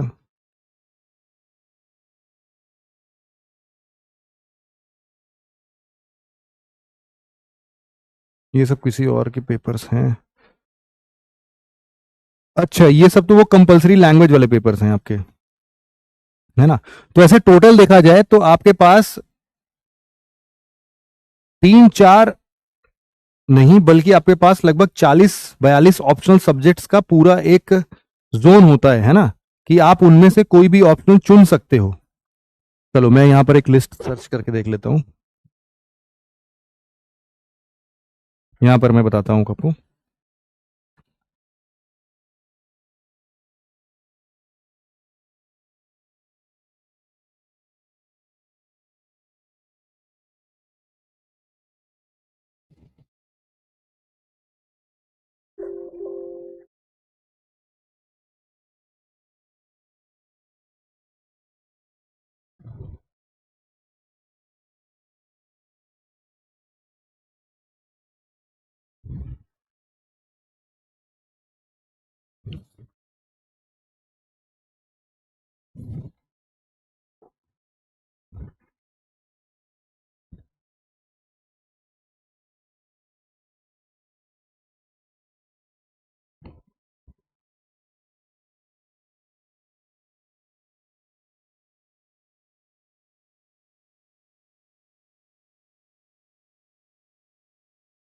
देखो जो मोटे मोटे सब्जेक्ट्स होते हैं बेटा वो ऐसे मिलेंगे आपको। फिर से इसको फुल स्क्रीन पर डाल देता हूं।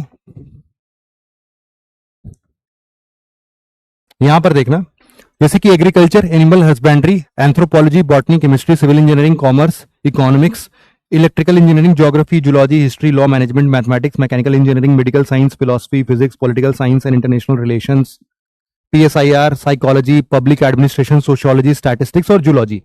ये आपके टोटल मिला के 26 में आपका लिटरेचर आता है। लिटरेचर में आपका वही असमीज, बंगाली, बोडो, डोगरी, गुजराती, हिंदी, कन्नड़, कश्मीरी, इन सबको सारे सब्जेक्ट्स को मिला दोगे तो लिटरेचर कई सारे सब्जेक्ट्स के होते हैं, इसीलिए लगभग 40 पेपर्स बन जाते हैं आपके। लेकिन अगर सब्जेक्ट की बात करोगे तो मोटा मोटा आपके पास 26 सब्जेक्ट्स ही होते हैं। तो ये 26 सब्जेक्ट्स में से आप कोई भी इसमें से एक ऑप्शनल चुन सकते हो, है ना। ठीक है, अब ऑप्शनल कैसे चूज करना है और ऑप्शनल कैसे चूज करने के साथ साथ क्या लें, क्यों लें, इन सब के बारे में डिस्कस करना अपने आप में बहुत बड़ा टॉपिक है। इसको मैं आराम से फिर किसी दिन आपके साथ साझा करूंगा और प्रॉपर अच्छे तरीके से डिफाइन करके मैं बताऊंगा कि आखिरकार कैसे आपको अपना ऑप्शनल चूज करना चाहिए। तो मुझे लगता है कि यार आज की क्लास यहीं पर एंड कर देते हैं। मेरी अब दूसरी क्लास भी है यार, अब अगेन 5 मिनट के अंदर ही, तो मैं एक बार उसको भी देख लेता हूं। और आपके जो भी डाउट्स होते हैं वो आप बेटा मुझे आराम से धड़ल्ले से यहां पर, जो मैंने आपको अपना टेलीग्राम चैनल बोला था ना, वहां पर आप, ये रहा, इस टेलीग्राम चैनल पर आके आप सारी चीजें मुझसे पूछ सकते हो, कोई दिक्कत की बात नहीं है। ठीक है, तो आप जरूर से यहां पर आके मेरे से पूछ लेना अगर आपके मन में कोई भी दुविधा यूपीएससी से रिलेटेड बनती है तो। हाँ, कंप्यूटर नहीं है बेटा, तो हाँ आपके ऊपर है बेटा, आपके ऊपर है। ये आपका जो सोशियोलॉजी, हिस्ट्री, ये जो भी बेहतर है ना, आप मुझे आ जाओ टेलीग्राम पर मिल लो, मैं वहां पर आपको इंडिविजुअली बता दिया करूंगा, क्योंकि अब आपको अकेले बताऊंगा तो फिर बाकी बच्चे फालतू में वेट करेंगे, तो आपको इंडिविजुअल में टैकल कर लेता हूं। तो आज की क्लास को यहीं पर एंड करते हैं। आशा करता हूं कि आप अब लोग थोड़े चतुर बन गए होंगे, है ना। यूपीएससी की इतनी सारी इंफॉर्मेशन लेने के बाद एक आइडिया तो लगी जाता है यार कि यूपीएससी क्या सोच के आए थे और क्या क्या चीजें पढ़नी पड़ रही हैं। अब समझ में आ रहा है कि यूपीएससी की तैयारी क्या होती है, ये सारे सब्जेक्ट्स कैसे कंप्लीट होंगे, कब कंप्लीट होंगे। अब थोड़ी चिंता सताएगी आपको तो आप ज्यादा समझदार बनते हो, है ना। तो कल बेटा मेरी क्लास होगी कि नहीं ये तो मुझे नहीं आइडिया है, अगर मुझसे यहाँ पर लोग बोलेंगे तो मैं ही ले लूंगा, नहीं तो अगर जो भी आऊंगा दूसरे सर आएंगे वो आपको बता देंगे, ऐसे कोई दिक्कत नहीं है। सभी सर एक ही जैसी बात करेंगे, डोंट वरी अबाउट इट। ठीक है, तो मैं आज आप लोगों से अलविदा कहूंगा, है ना। मिलेंगे अब अपने साइंस एंड टेक्नोलॉजी क्लास में फॉर श्योर, क्योंकि ये बात तो मुझे पता ही है, ये साइंस एंड टेक्नोलॉजी तो मैं ही पढ़ाऊंगा आप लोगों को, तो डोंट वरी फॉर इट। हम लोग जब भी मिलेंगे तो अपने आंसर राइटिंग की खूब सारी बातें करेंगे, हम लोग आंसर राइटिंग भी सीखेंगे, प्रीवियस ईयर क्वेश्चंस के बारे में भी मैं आपको बहुत अच्छे तरीके से बताऊंगा, एक एक क्वेश्चन को क्लास में सॉल्व करवाता हूं मैं तो इनफैक्ट। तो इन सब चीजों को हम क्लास के अंदर ही करेंगे, डोंट वरी अबाउट इट। लेकिन बस साथ रहना और सुनना मेरी बात को ध्यान से और उसको इंप्लीमेंट भी करना, ठीक है।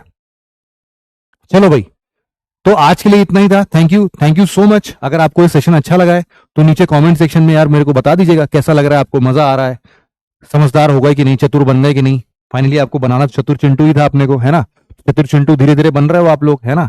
तो it feels very good to me as well कि काफी सारे लोगों को आज काफी इंफॉर्मेशन मिल गई यूपीएससी के बारे में। तो आज के लिए बस इतना ही था। Thank you so much for listening it very patiently friends. Have a nice day, take care, bye bye.